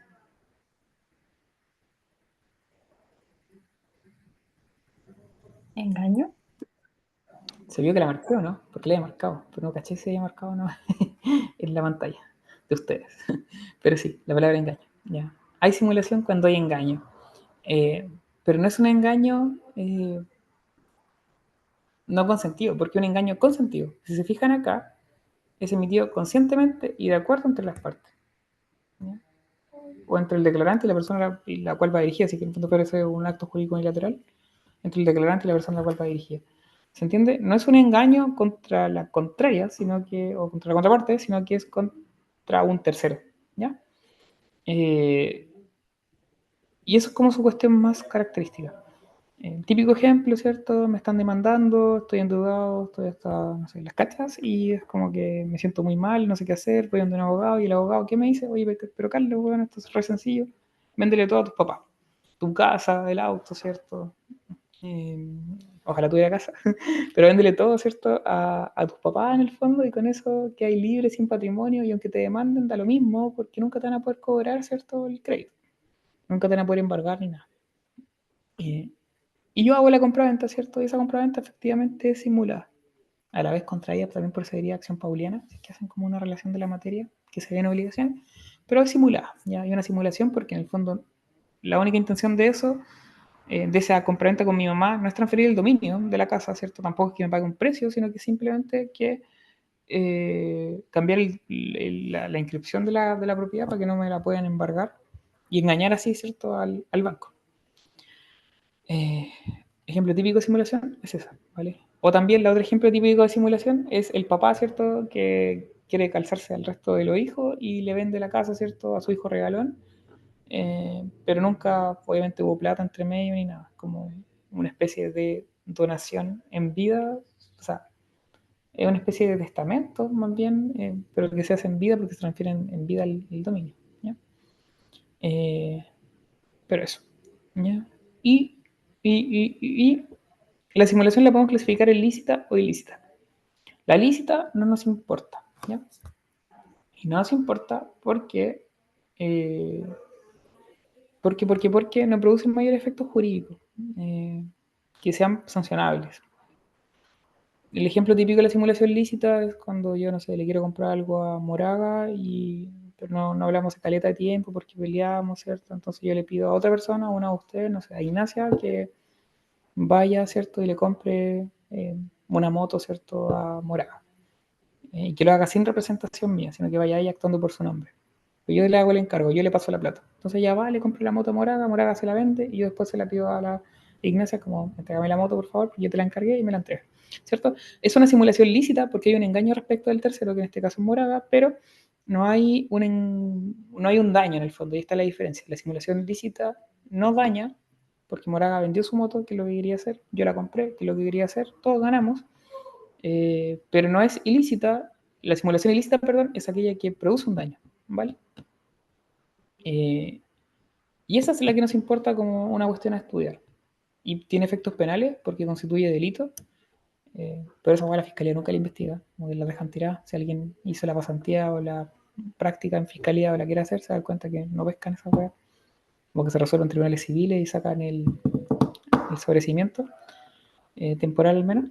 Y después tenemos los efectos civiles, que insisto, se sacan todos del 1707, a pesar de que en el fondo el artículo no diga mucho. Tenemos dos tipos de simulación, la absoluta y la relativa. Absoluta es aquella donde se le da apariencia de acto jurídico a algo que no existe en ningún término, y simulación relativa es cuando se da una apariencia de un acto jurídico a un acto que en el fondo es distinto, ¿ya? En la simulación relativa uno distingue dos actos distintos, el simulado, que es el que estoy mostrando a terceros, y el disimulado, que es el que estoy escondiendo con la contraparte. En la absoluta, en cambio, solamente hay un acto que es el simulado, es lo que estoy mostrando y abajo no hay nada, ¿ya? Y va a tener efecto respecto de las partes y respecto de terceros. Entre las partes, lo importante acá es como que distingan qué tipo de voluntad rige, si rige la voluntad real o la voluntad declarada. Voluntad real, ¿cierto? Es lo que las partes querían hacer, o en el caso de la relativa, o lo que no querían hacer, pues no querían hacer nada a lo mejor, en la absoluta. En cambio, la voluntad declarada es la que consta en el acto simulado.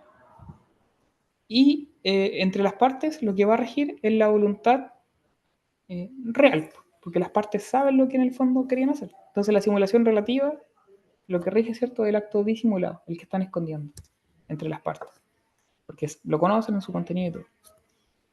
Pero la simulación absoluta, entre las partes, los efectos de la simulación es ninguno, porque en realidad nunca quisieron celebrar nada, ¿ya? Esa es su voluntad real. Respecto de terceros, de mala fe, es lo mismo que las partes, porque el tercero de mala fe es aquel que conocía en el fondo de la simulación.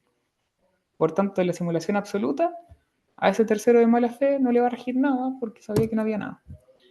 Y en la relativa le va a regir el acto disimulado porque lo conocía. Los terceros de buena fe son los importantes acá, porque son aquellos que no tenían idea en el fondo de la simulación. Y el artículo 1707 los viene a proteger a ellos. En principio, a los terceros de buena fe les va a regir el acto simulado, porque es el que pueden visualizar, ¿cierto? El que ven en el fondo. Ya sea la simulación absoluta o la simulación relativa. Pero tienen derecho a ejercer la acción de simulación, que permite en el fondo que una acción declarativa para que el juez declare la voluntad real de las partes. Es decir, que la simulación absoluta el juez diga aquí no hay nada detrás, en realidad las partes nunca quisieron hacer nada, o en la simulación relativa para que el juez pueda decir aquí celebraron una compraventa, pero en realidad lo que ellas quisieron hacer era una donación, ¿ya? Y esos terceros de buena fe son los que pueden ejercer la acción de simulación en el fondo y descubrir la voluntad real y de las partes. Y que es distinta, ¿cierto?, a la declarada.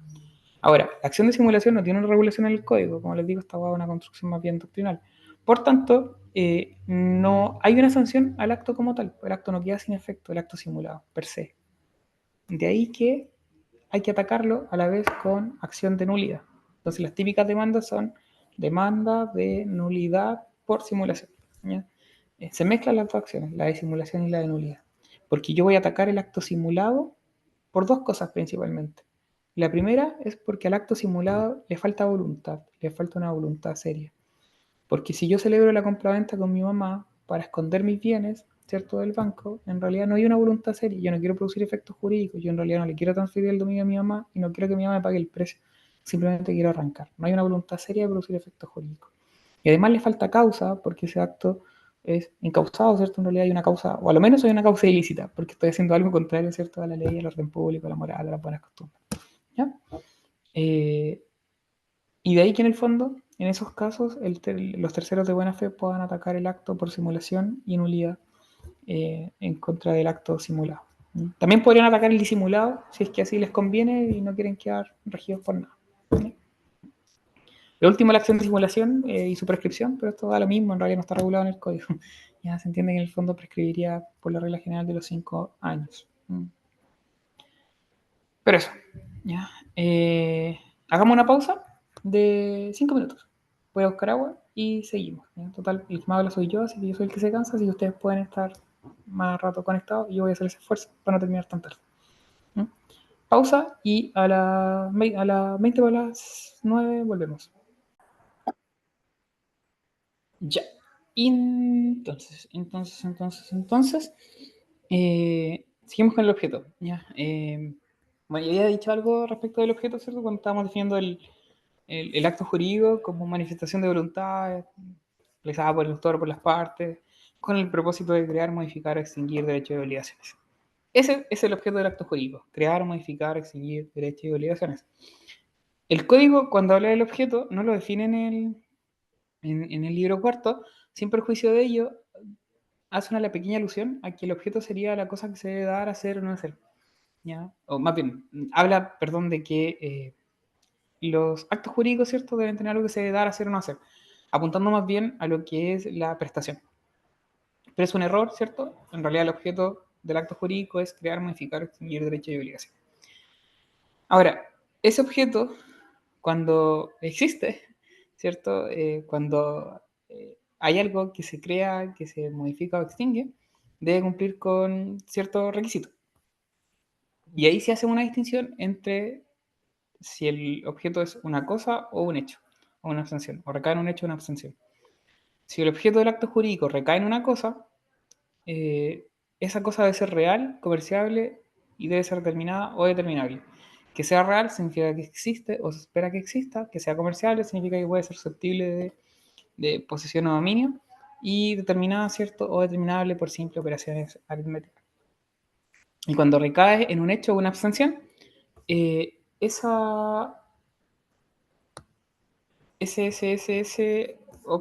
sea, debe cumplir con ciertos requisitos, y es que debe ser determinado, no determinable, el hecho debe ser necesariamente determinado, y a la vez física y moralmente posible. Física, que no sea contraria a las leyes de la física, y moralmente posible, que no sea contraria a las leyes, a las buenas costumbres, ¿cierto? Bla, bla, bla. Ahí está todo. Bien. Bien. El objeto ilícito.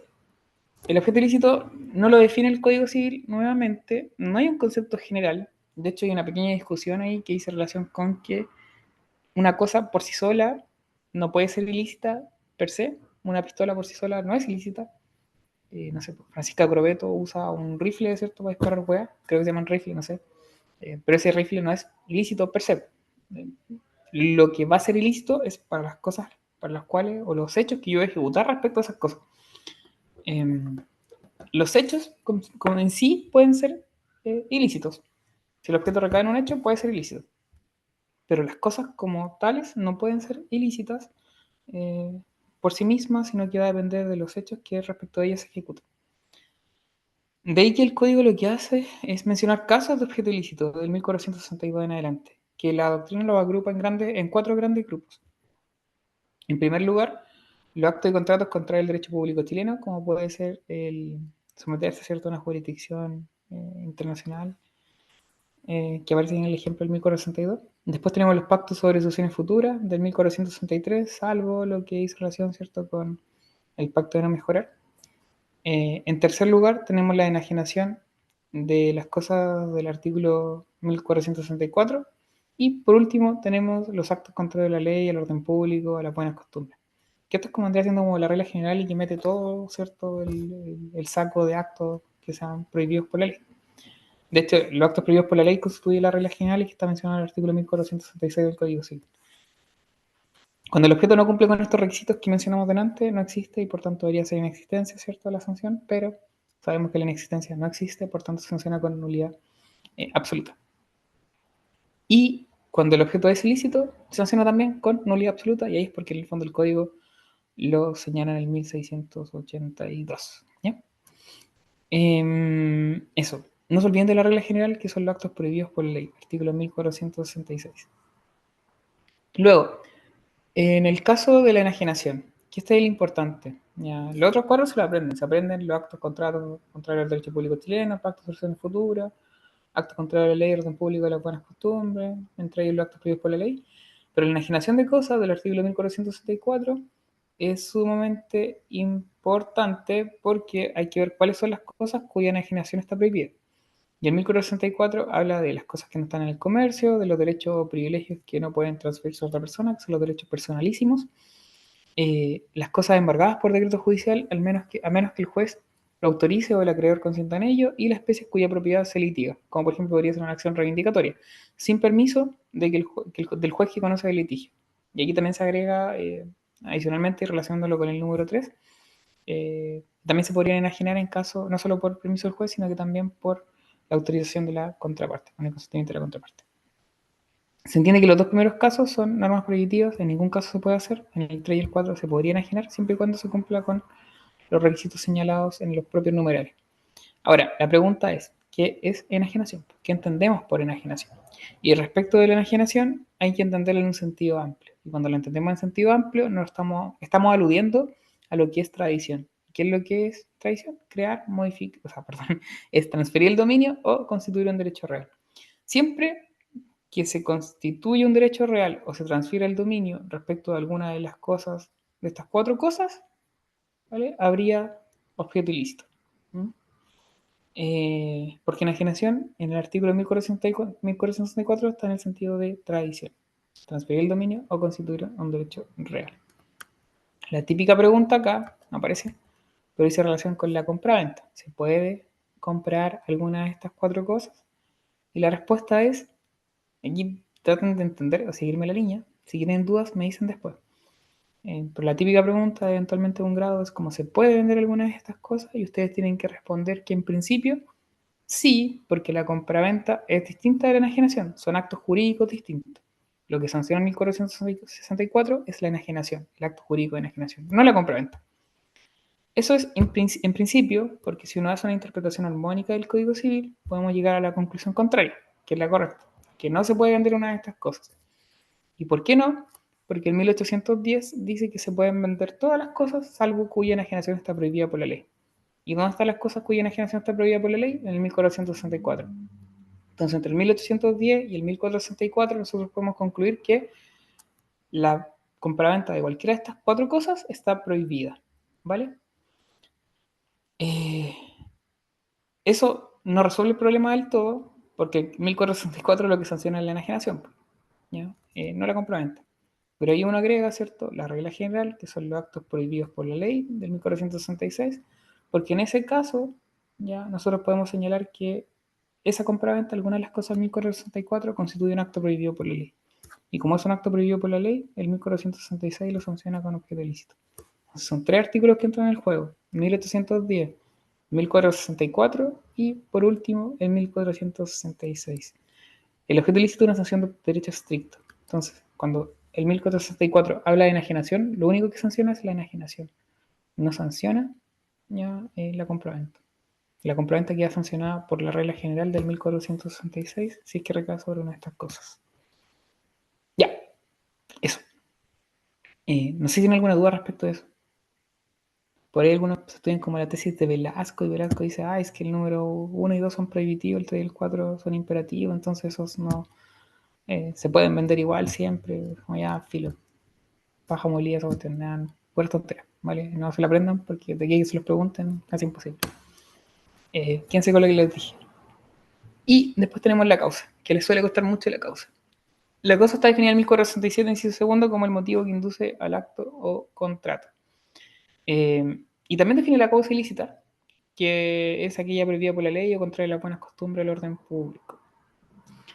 Respecto de la causa, tiene importancia lo que es la excepción de contrato no cumplido y la condición resolutoria tácita, como tiene su fundamento en la doctrina clásica de los causalistas. Hay una discusión en el código, o sea, perdón, en la doctrina que emana de lo que dice el código, de qué es lo que tiene que tener causa. Si el acto, o más bien la obligación principal del acto, y si la causa hay que considerar en un criterio objetivo, es decir, invariable, o más bien subjetivo. Si uno lee el concepto del código, ¿cierto? Motivo que induce el acto contrato, los motivos son personales, por tanto sería subjetivo. Y habla de que lo que debería tener causa es el acto contrato, no la obligación. ¿Ya? Pero la cuestión no queda zanjada de inmediato, porque hay razones también para entender que lo que debería tener causa son las obligaciones, y eso en virtud de lo que señala el 1445, que señala que para que una persona se obligue válidamente con otra, ¿cierto? Se requiere que haya una causa lícita. Como dice, para que se obligue con otra causa lícita, como ya la obligación, entonces la que debe tener una causa lícita. Y también porque el código, para parte de la doctrina, seguiría lo que son los causalistas clásicos, porque estas teorías de la excepción de contrato no cumplida y condición resolutoria tácita provendrían un poco de esa figura. ¿Ya? Y voy a tratar de explicarlo de la mejor forma posible. ¿Ya? Entonces, tenemos dos doctrinas, los causalistas y anticausalistas. Los causalistas tenemos a los clásicos y a los del modo y los motivos determinantes. Hay más, pero que son irrelevantes para el grado. Está la escuela italiana, pero filo. Voy a partir por la más fácil, la de los causalistas de la escuela del modo y los motivos determinantes. Ellos dicen que lo que tiene que tener causa es el acto y esta es de carácter subjetivo, que coincide, ¿cierto?, con lo que es el concepto del código, motivo que induce el acto contrato. Y apunta a motivos más bien internos, ¿cierto?, de la persona para obligarse, para celebrar un acto contrato. Es decir, yo voy a comprar pan porque en realidad tengo hambre. Ahí está la causa de mi contrato de compra-venta del pan, que tengo hambre. ¿Sí? Y están los causalistas tradicionales o clásicos, que en el fondo señalan otra cuestión distinta, y es que lo que tiene que tener causa es la obligación principal del acto, y además está de carácter objetivo. Y es de carácter objetivo porque siempre va a ser la misma según el tipo de contrato. Entonces, distingue los contratos bilaterales, los reales y los gratuitos. Para los causalistas clásicos, en los contratos bilaterales, que son aquellos que obligan a ambas partes recíprocamente, la causa de la obligación de una de las partes es la obligación correlativa de la otra, de la interdependencia de la obligación. Yo me obligo porque la otra parte se está obligando. En los contratos reales, lo que sostienen los causalistas tradicionales o clásicos es que los contratos reales tienen como obligación principal la restitución. Se perfeccionan por la entrega y la obligación principal que surge para el que tiene la cosa es restituir. Entonces los causalistas clásicos dicen que los contratos reales, la causa de la obligación principal de restituir es la entrega previa que se le hizo a la persona. Por eso en el fondo tiene que restituir. Y en los contratos gratuitos, los causalistas clásicos señalan que la causa del acto de contrato es la mera liberalidad de hacer algo. Si yo quiero donar algo, ¿cierto?, es porque quiero hacerlo, no. Punto. Eso es todo. ¿Qué dice lo anticausalista? Que la causa es inútil e innecesaria por cuanto involucra un factor moral excesivamente lejano de lo jurídico. Y de hecho dicen que es inútil, por ejemplo, porque confunde los elementos. Y lo que hacen es desglosar cada uno de los contratos de los causalistas clásicos para atacarlo.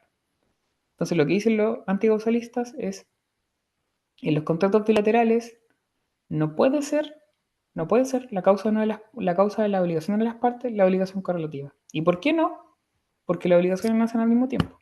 Por tanto, no puede ser causa una de la otra porque nacen al mismo momento. ¿Ya? La causa necesariamente debe ser un presente, no puede ser coetáneo. Y además señalan que si lo que falta es la causa, ¿cierto? Es decir, la obligación correlativa, en realidad lo que falta es el objeto. Los confunden, que en el fondo se confunden los elementos. Se confunde el elemento de causa y objeto. En los contratos reales, los causalistas tradicionales decían que la causa de la obligación de restituir era la entrega previa que se había hecho. ¿Qué dicen los anticausalistas? Que confunden nuevamente dos elementos. La causa con el perfeccionamiento, porque en realidad sostienen que la entrega no puede ser causa porque fue la forma en que se perfeccionó el acto contrato. y por tanto no puede ser a la vez perfeccionamiento y causa, porque el acto básicamente no existe hasta que se perfeccione. Y en los contratos gratuitos, y está más fácil, ¿cierto? Los causalistas tradicionales señalaban que la causa es la mera liberalidad de hacer algo. Y los anticausalistas dicen, ese concepto como tal no habla de causa, ¿cierto? Sino que habla de voluntad. La mera liberalidad de hacer algo es voluntad. Por tanto, si falta esa mera liberalidad, no es que falte la causa, lo que falta es la voluntad. Entonces los anticausalistas van desglosando uno por uno y van cuestionando a los causalistas clásicos. De todos modos, lo que sostiene Vial del Río, es como a quien se sigue mayoritariamente, es que las dos cosas deben tener causa, la obligación y el acto. Y el acto va a tener una causa subjetiva, ¿ya? Que en el fondo es la intención de la parte de querer celebrar ese acto, o de querer suscribirlo. Y además va a tener la obligación una causa que es de carácter objetivo. Es decir, Vial del Río no se quema, asume que las dos huevas son ciertas y punto. Eso es todo. Y en ese caso de la obligación, cuando la obligación tiene causas, sigue la lógica de los causalistas clásicos. A su vez, y esto era previo, pero está ordenado distinto, la causa podemos distinguir varias acepciones, ¿ya? Tenemos la causa eficiente, que es el elemento generador de la obligación o del acto, y que se suele asimilar en el fondo a la fuente de la obligación. En la acepción de causa eficiente, la causa de la obligación, ¿cierto?, es la fuente que la crea. En el fondo, a eso se refiere. Después tenemos la causa final, que habla más bien del fin indirecto e inmediato que la parte se propone alcanzar en virtud de una finalidad típica constante, es decir, siempre es la misma, independiente de los móviles individuales. ¿Ya? Coincide más o menos con lo que decían los causalistas clásicos, ¿cierto? Que los contratos bilaterales, los gratuitos y los reales, siempre es la misma causa. Y la causa ocasional habla más bien de motivos individuales, internos y personales, que es como los causalistas, ¿cierto?, de la escuela francesa, ¿no?, que es el motivo móvil determinante. Respecto a la causa ilícita, el código la define en el 1467, ¿cierto?, y señala que causa ilícita es la prohibida por ley o contraria a las buenas costumbres o al orden público. Y le impone requisitos, además, a la causa, y es que debe ser real y lícita. ¿Ya? Respecto a que sea real, hay dos formas de ver el concepto de realidad. Una es que existe causa realmente, pero es raro que no exista causa, porque siempre va a haber un motivo personal, un móvil para celebrar un acto de contrato. Y lo otro, como podemos considerar real, es que coincida la causa con lo que realmente pasa en el acto declarado. Que si yo declaro que celebro el acto por X cosa, que realmente eso sea cierto, y coincida con el foro interno del sujeto. Lo cierto es que aquí los requisitos de la causa son más o menos irrelevantes porque en realidad no se acreditan. Se presume que la causa es real y lícita. Y lo que hay que probar es que no es real y no es lícita. Y como les decía, los casos de falta de causa son bien extraños realmente. Uno de ellos, y lo dijimos antes, es el acto simulado. El acto simulado no tiene causa. Y si tuviera una causa, si alguien dijera, no, es que ese tiene causa porque en el fondo lo que busca es engañar a terceros y que causarle daño, o ya entonces una causa a lo menos ilícita. Y por otra parte, tenemos el acto ejecutado por la creencia errada de una obligación. No sé si con qué lo pueden asociar. ¿Lo pueden asociar con algo? Que en ese caso la falta de causa vendría siendo asociable con el enriquecimiento sin causa, ¿cierto? Ahí faltaría causa y por tanto hay derecho a la restitución. Y por último tenemos los actos en fraude a la ley, que son procedimientos de por sí ilícitos o maniobras jurídicas que en principio parecen ser legales, ¿cierto? Pero que en definitiva permiten burlar la ley. Por último, tenemos las formalidades como requisito, que son los requisitos externos que se pueden, o elementos externos que se pueden, de los cuales puede estar rodeado un acto jurídico y que establece la ley con distintos objetivos y cuya misión acarrea las consecuencias que en cada caso establece la misma ley. Esto es súper importante. Las formalidades se pueden clasificar en 4 tipos. Tenemos las solemnidades, y ahí tenemos de existencia y de validez, formalidad habilitante, de publicidad y por vía de prueba. ¿Ya? Aquí sí les voy a pedir ayuda. Solemnidades de existencia. ¿Alguien conoce algún ejemplo? Ya hemos hablado de esto, pero igual.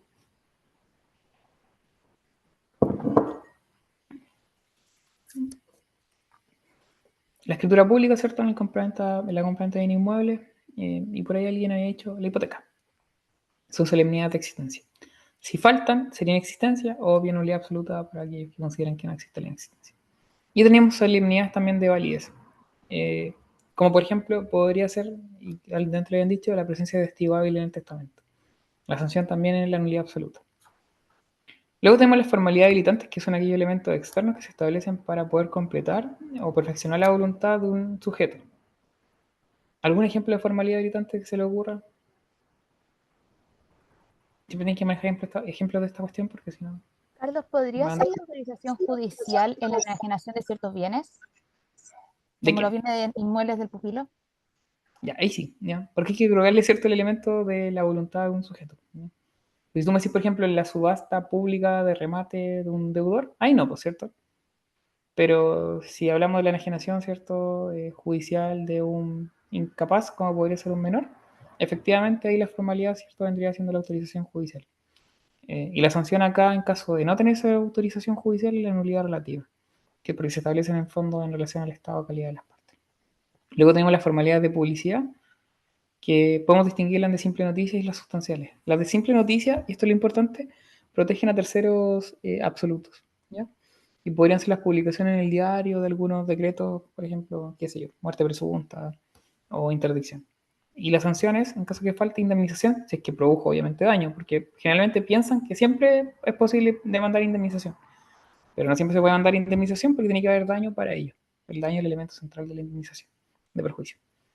Y luego tenemos las sustanciales, que son aquellas que se miran en relación a los terceros eh, relativos, pues ya interesados, ¿vale? Que pueden tener algún interés en el acto. Y ahí el típico ejemplo, la cesión de un crédito. Yo tengo un crédito en contra de la CAMI, ¿vale? La CAMI me debe plata a mí, yo tengo un crédito en contra de ella.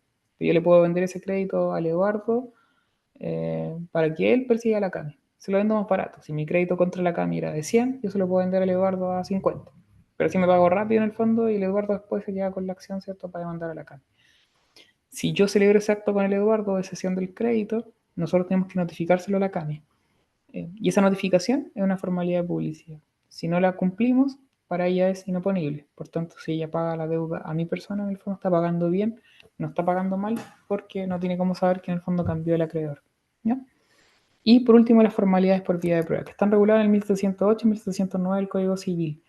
Y esto es súper sencillo, o sea, si lo leen del código puede que no sea tan sencillo, pero es sencillo en el fondo, y es que el código exige que en todo acto contrato en que se entregue una cosa que valga más de 2 UTM, ¿vale? Ese acto debe constar por escrito.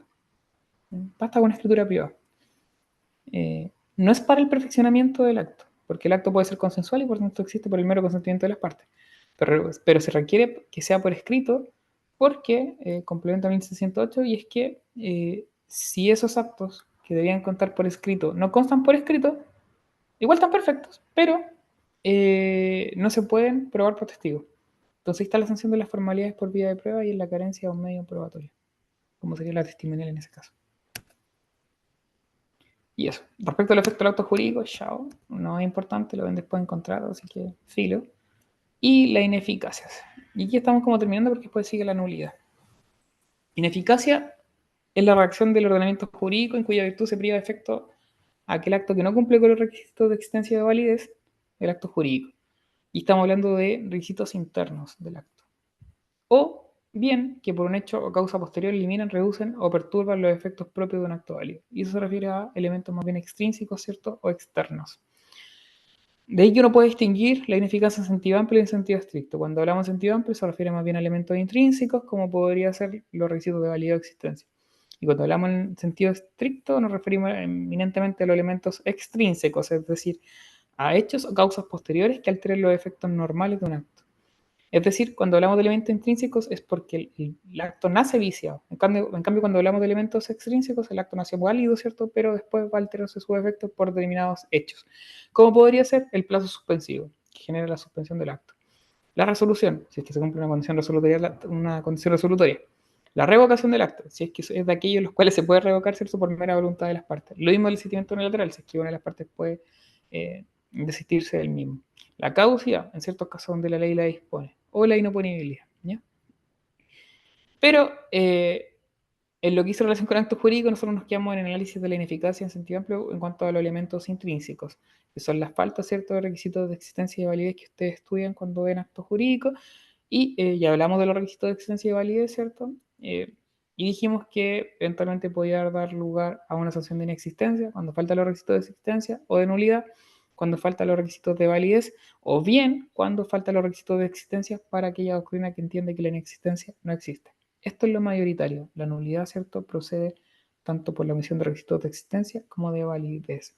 Y la clasificamos en nulidad absoluta y nulidad relativa. En la inexistencia no me voy a centrar, generalmente no lo preguntan, al menos aprendes un concepto y por ahí, en el fondo, las diferencias con... El paralelo puede ser entre la nulidad y la... No, este es el paralelo que explica los fundamentos de claro solar para entender que existe la inexistencia, pero no importa. Pero este paralelo puede ser importante entre inexistencia y nulidad como la diferencia entre uno y otro. La nulidad es la sanción que sí nos va a importar y se define en virtud del 1681 como una sanción legal que se da por la omisión de los requisitos y formalidades que la ley prescribe para el valor del acto o contrato, según su especie o atendiendo al estado o calidad de las partes. A partir de ese último reglón podemos distinguir la nulidad absoluta y nulidad relativa, según aquel lo que atiende la nulidad, o más bien la omisión de requisitos. Si los requisitos estaban establecidos en atención a la especie del acto o contrato, su omisión da nulidad absoluta. Si la omisión de los requisitos y formalidades era en relación al estado o calidad de las partes, entonces la sanción va a ser nulidad relativa. Pregunta, ¿cuál es la regla general entre la nulidad absoluta y la nulidad relativa? La nulidad Pregunta. relativa. ¿Por qué? Obvio.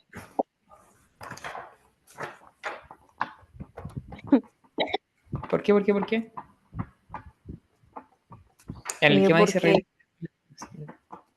¿Por qué? Porque el código cuando habla de nulidad absoluta se refiere a ella como nulidad y lo hace en ciertas ocasiones. En cambio, al contrario, censo no. Ya, no es esa la respuesta. La respuesta está en el 1682, inciso primero. ¿Por qué? Porque la ley ahí señala casos expresos en los cuales procede la nulidad absoluta y señala 4 casos, no más. Causa ilícita, objeto ilícito, la falta de los requisitos eliminados que exige la ley para el valor del acto en atención a su especie, que esa es como una causal genérica por la cual uno puede meter otras cosas, y la incapacidad absoluta. Por el tercero que mencioné, la falta de requisitos, ¿cierto?, que la ley exige para el valor del acto en atención a su especie o naturaleza, por ahí la doctrina lo que hace es meter la falta de objeto, la falta de voluntad, la falta de causa, que son más bien causales de inexistencia, ¿cierto? Pero se meten por nulidad absoluta a través de esa causa. Pero la regla general es la nulidad relativa porque el inciso primero en el fondo establece casos expresos de nulidad absoluta. En cambio, el 1682, inciso final, que se refiere a la nulidad relativa, habla más bien de una regla residual. Eso. A la nulidad relativa también se le llama rescisión, ¿cierto? Esto va de la mano con lo que decía la Ali, y es que en la nulidad absoluta, ¿cierto? Se suele hablar más bien de nulidad solamente, y cuando hablamos de rescisión es nulidad relativa. Hay semejanzas, hay diferencias, las diferencias están dadas por las causales, por las personas legitimadas para solicitarlas, por la posibilidad de ratificación en la nulidad relativa, que no existe en la nulidad absoluta, y por el plazo de saneamiento, que es distinto en uno y otro. Y hay semejanzas también porque ambas requieren declaración judicial para que en el fondo se produzca la nulidad, son de derecho estricto, es decir, causales específicas, no pueden renunciarse anticipadamente, se alegan como acción o excepción, da lo mismo, y porque producen los mismos efectos, que eso es importante. ¿Desde cuándo operan los efectos de la nulidad? Desde el momento en que se celebra el acto de contrato. Esto tiene sentido porque en el fondo produce efecto retroactivo. ¿Ya? O sea, cuando una vez que se declara la nulidad, se vuelve atrás, ¿cierto? Entonces se entiende que en el fondo nunca existió nada. Y desde el momento en que se celebró el acto, ¿cierto? Es cuando se puede alegar la nulidad, antes no. La nulidad puede ser total o parcial, según qué es lo que en el fondo se afecta, si una cláusula del contrato o bien el todo. Y eso, a la misma representación.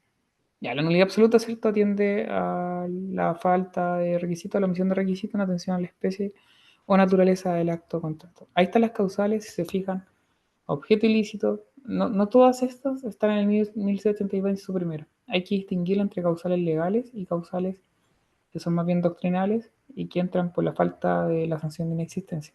¿Ya? Entonces tenemos el objeto ilícito, causa lícita, incapacidad absoluto y también la omisión de requisitos que este otro. ¿Ya? Esos son los 4 casos que marqué en amarillo, los que en el fondo están en el 1182 en su primero. Lo otro lo agrega la doctrina que cree que la inexistencia no existe. Respecto a los titulares de la nulidad absoluta, tenemos el juez de oficio, que debe declararla cuando aparezca de manifiesto en el acto de contrato. También tenemos todo aquel que tenga interés en ella y debe ser un interés pecuniario y actual. Y por último, el Ministerio Público en el solo interés de la moral o de la ley. Aquí se refiere a los fiscales judiciales de la Corte de Apelaciones y la Corte Suprema, no se refiere al Ministerio Público Penal, ¿cierto? Sino que es distinto. Es importante que le coloquen los apellidos, no es como el juez de oficio, todo aquel que tenga interés, Ministerio Público. Coloquen cuándo, porque tienen que cumplir con ciertos requisitos. Que ya lo señalamos. Respecto al saneamiento de la nulidad absoluta, por el lapso del tiempo de años de la celebración del acto, por ratificación no se puede, queda limitado solamente a la nulidad relativa. Y no opera de pleno derecho, ¿cierto? Debe ser declarada. Si el acto de hecho no se pide la nulidad y pasaron 10 años de su celebración, queda como si ha sido siempre válido. La nulidad relativa, por otra parte, dice relación con la omisión de requisitos, pero en atención al estado de calidad de las partes. Las causales me voy a referir, acuérdense principalmente que todos los oficios del consentimiento se sancionan con nulidad relativa, salvo el error obstáculo, ¿cierto? Y pueden agregar acá además como causal la lesión en ciertos casos o tengo el otro lado acá, la lengua, la punta de la lengua, o la incapacidad relativa. ¿Ya? ¿Quién la puede alegar? Aquello en cuyo beneficio está establecida, sus herederos o los accionarios. Es decir, las partes, ¿vale? Las partes, sus herederos o sus accionarios. ¿Cómo se puede sanear? Por el tiempo, son 4 años, pero hay que distinguir el cómputo de los plazos. En el caso del error del dolo, de la celebración del acto, y en el caso de la fuerza o incapacidad, de que cesan estos vicios. Y también puede ser por ratificación, que puede ser expresa o tácita. Y es tácita cuando hay una ratificación, una ejecución voluntaria de la obligación. Los efectos, no da lo mismo el efecto. Eso. Y lo otro, la justificación de por qué esto se puede ratificar y no la nulidad absoluta, es que la nulidad relativa mira al interés privado, porque atiende, ¿cierto?, al estado de calidad de las partes. Y por lo mismo, ¿cierto?, no hay ningún problema en que las partes renuncien a ella. No anticipadamente, pero sí una vez que en el fondo verifican el vicio. Respecto al incapaz, hay 2 situaciones especiales que se regulan, que también es importante que las tengan en el ojo, al menos en lo que dice relación con la nulidad. Lo primero dice relación con si el incapaz está legitimado para demandar la nulidad relativa. La regla general, ¿cierto?, es que pueden pedirlo tanto las partes, su heredero, su accionario. Y por ende, también podría el incapaz, ¿vale? No obstante, el 1685 señala que no puede hacerlo, ¿vale?, si es que actúa dolosamente para efectos de engañar ya a la contraparte. Y esto es porque nadie puede aprovecharse de su propio dolo, ¿ya? Pero en principio podría alegarla, salvo que en el fondo haya actuado dolosamente. Esto es conocido como el dolo de los incapaces. Falsificó el carnet, por dar un ejemplo, ¿ya? Ahí en el fondo hay dolo y ahí no podría alegar la nulidad relativa. Y el otro tema que hizo relación con los incapaces es si tienen que restituir siempre, ¿vale? Esto se relaciona con los efectos de la nulidad, que los vamos a ver ahora. ¿Cuáles son los efectos de la nulidad? Si les preguntan en eso en el grado, partan señalando que los efectos de la nulidad absoluta y relativa son los mismos, ¿ya? Eso es lo primero. Y en segundo lugar, que el principio general está consagrado en el artículo 1687 del Código Civil y que consagra un efecto retroactivo. Da derecho a las partes para ser restituidas al mismo estado en que se hallarían si no hubiese existido el acto. La pregunta acá es, bueno, si hay que volver atrás y ser restituida para estar en el mismo estado en que se contraían las partes, es ¿cómo volvemos atrás?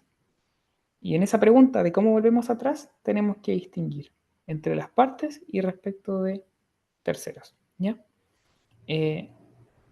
Si el acto no generó obligaciones, se destruye, ¿ya? Y si generó obligaciones y no están cumplidas, estas se extinguen, porque la nulidad es un modo de extinguir las obligaciones según el 1567 número 8. Eso es cuando el acto genera obligaciones, ¿cierto? Y están pendientes, no están cumplidas todavía. Pendientes todo entre las partes, ¿vale? Ahora, si las obligaciones nacieron y se cumplieron, ¿vale?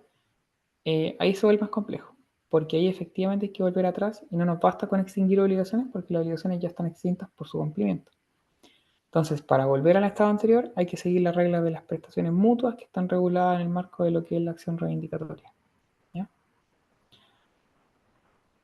Respecto de terceros, aplica la misma regla. Como la nulidad aplica con efecto retroactivo entre las partes, también va a aplicar respecto de terceros. Por tanto, si yo le vendí algo a la Alicia y ese contrato es nulo, y la Alicia le vendió la cosa que yo le había vendido al Eric, ¿vale?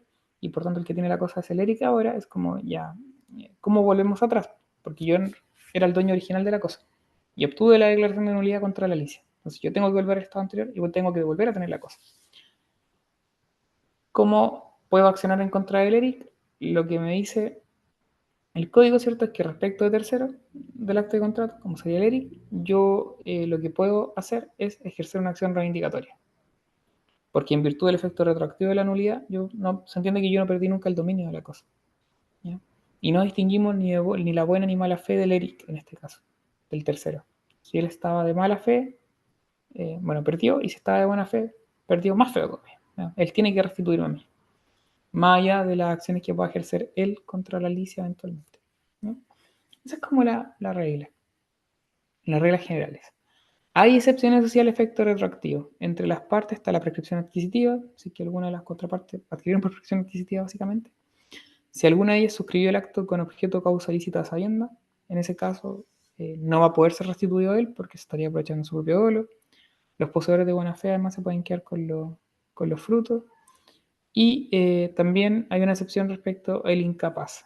Y ahí nos remitimos a lo que habíamos dicho antes. El incapaz, en principio, no debe restituir, ¿ya? No se le debe restituir en fondo, salvo que en el fondo, perdón, él no debe restituir salvo que eso hubiese hecho más rico, ¿ya? Pero en principio él no debe restituir. Y respecto a los terceros, la típica excepción más importante es la prescripción adquisitiva de la cosa, ¿ya? Si el tercero ganó por el lapso del tiempo el dominio de la cosa, entonces si yo lo demando de acción reivindicatoria, él va a oponer como acción, ¿cierto?, la prescripción adquisitiva y va a mantener la cosa en su poder, obviamente. ¿Mm? Y eso. Después hay otras ineficacias, pero que son las de carácter más bien estrictivo, en sentido estricto, ¿cierto? Y que son en relación con elementos posteriores y que se suelen ver en la materia más adelante. Por ejemplo, la suspensión en relación con el efecto del plazo suspensivo, lo ven en obligación.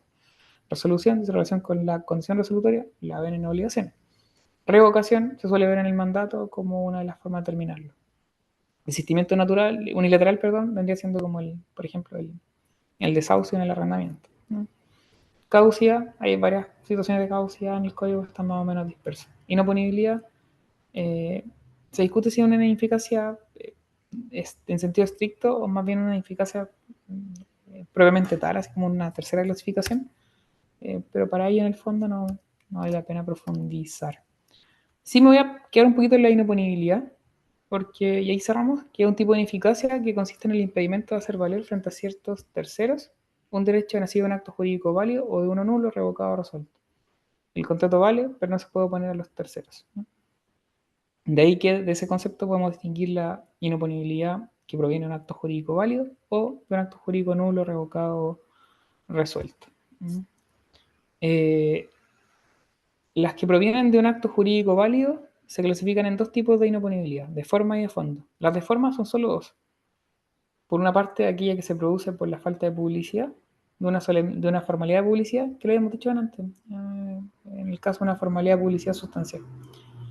Y también la inoponibilidad de forma por falta de fecha cierta de un instrumento. Si yo celebro ahora con usted un documento en el escritorio y le colocamos fecha de 16 de marzo del 2028, claro, ese contrato podemos decir que existe, ¿cierto? Pues si se lo ponemos a un tercero y se lo mostramos a un tercero, en realidad produce fechas ciertas, como es inoponible en ese sentido respecto de la fecha, porque no tiene cómo darle fecha cierta el tercero. Y eso les pasa mucho en los juicios cuando quieren inventar documentos y firmarlos con fechas antiguas, como, no, le colocamos fecha 16 de enero del 2022, total, esto es válido. Por mucho que firmen ese documento, ¿cierto? Es inoponible por falta de fecha cierta, porque nadie, ningún tercero, como un ministro de fe, como podría ser un notario, le está dando fecha al acto. Y tenemos la inoponibilidad proveniente de un acto jurídico válido, pero que son de fondo. Y estas son más, bueno, se ven reflejadas en ciertas acciones, como podría ser, no sé, pues, la acción reivindicatoria cuando concurra por falta de concurrencia en la compraventa de cosa ajena. Si yo vendo una cosa ajena, en realidad ese acto es inoponible al dueño y el dueño puede accionar por acción reivindicatoria. También tenemos la inoponibilidad producida por haberse celebrado un contrato en fraude de terceros. Y en ese caso lo que procede es acción pauliana, cuya sanción de la acción pauliana no es la revocación del acto, no es la nulidad, sino que es una inoponibilidad de fondo. Tenemos también la inoponibilidad producida por lesión de derecho adquirido. De hecho, esto está relacionado con la acción de reforma de testamento, a no ser por los asignatarios y su derecho por los legitimarios, perdón. Que también en ese caso también tenemos otro tipo de sanción de inoponibilidad de fondo. Y por último tenemos la inoponibilidad que proviene de un acto jurídico nulo, revocado o resuelto. Como podría ser el matrimonio putativo, que es como el mejor ejemplo. ¿Ya? No sé si se acuerdan del matrimonio putativo, pero es aquel que se celebra con un vicio de nulidad, pero de buena fe por las partes y concurriendo justa causa de error. En ese caso no tiene sentido volver atrás el matrimonio, ¿cierto? Que aplique los efectos de la nulidad, sino que lo mejor y lo que hace el código, más bien la ley de matrimonio civil, es hacer que ese matrimonio haya producido sus efectos en el futuro y no hay ningún problema. ¿Ya? Y la ley es el que le da ese efecto. También protegiendo a los terceros, ¿cierto? Que contrataron con el cónyuge o la cónyuge en ese matrimonio. Y eso, representación, me lo salto siempre, lo veo como después en mandato. ¿Ya? Eso, terminamos por ahí, lo siento. Al principio lo dejé hablar más, después no, lo sé, pero estaba cansado ya. Me justifico. Gracias por estar, chiquillos, gracias por acompañarme y nos vemos la próxima semana, el próximo jueves, espero que un poquito más temprano, porque así no terminamos tan tarde, no sé, 5:30, 6 máximo. ¿Ya? Y ahí vamos a ver relación jurídica y clasificación de las obligaciones, por si quieren conectar en el fondo, y si llegan con algo repasado como para ver casos de ejemplo o preguntas, bacán. ¿Ya? Sobre todo para aquellos que están repasando, yo entiendo que hay varios que ya vieron esto, entonces sería ideal. Y lo otro, que insisto, en el perfil del Instagram, si meten al taglink, ahí están los esquemas por si los quieren utilizar, imprimir, qué sé yo. ¿Ya? Nos vemos, que estén bien. Chao, chao, buenas noches.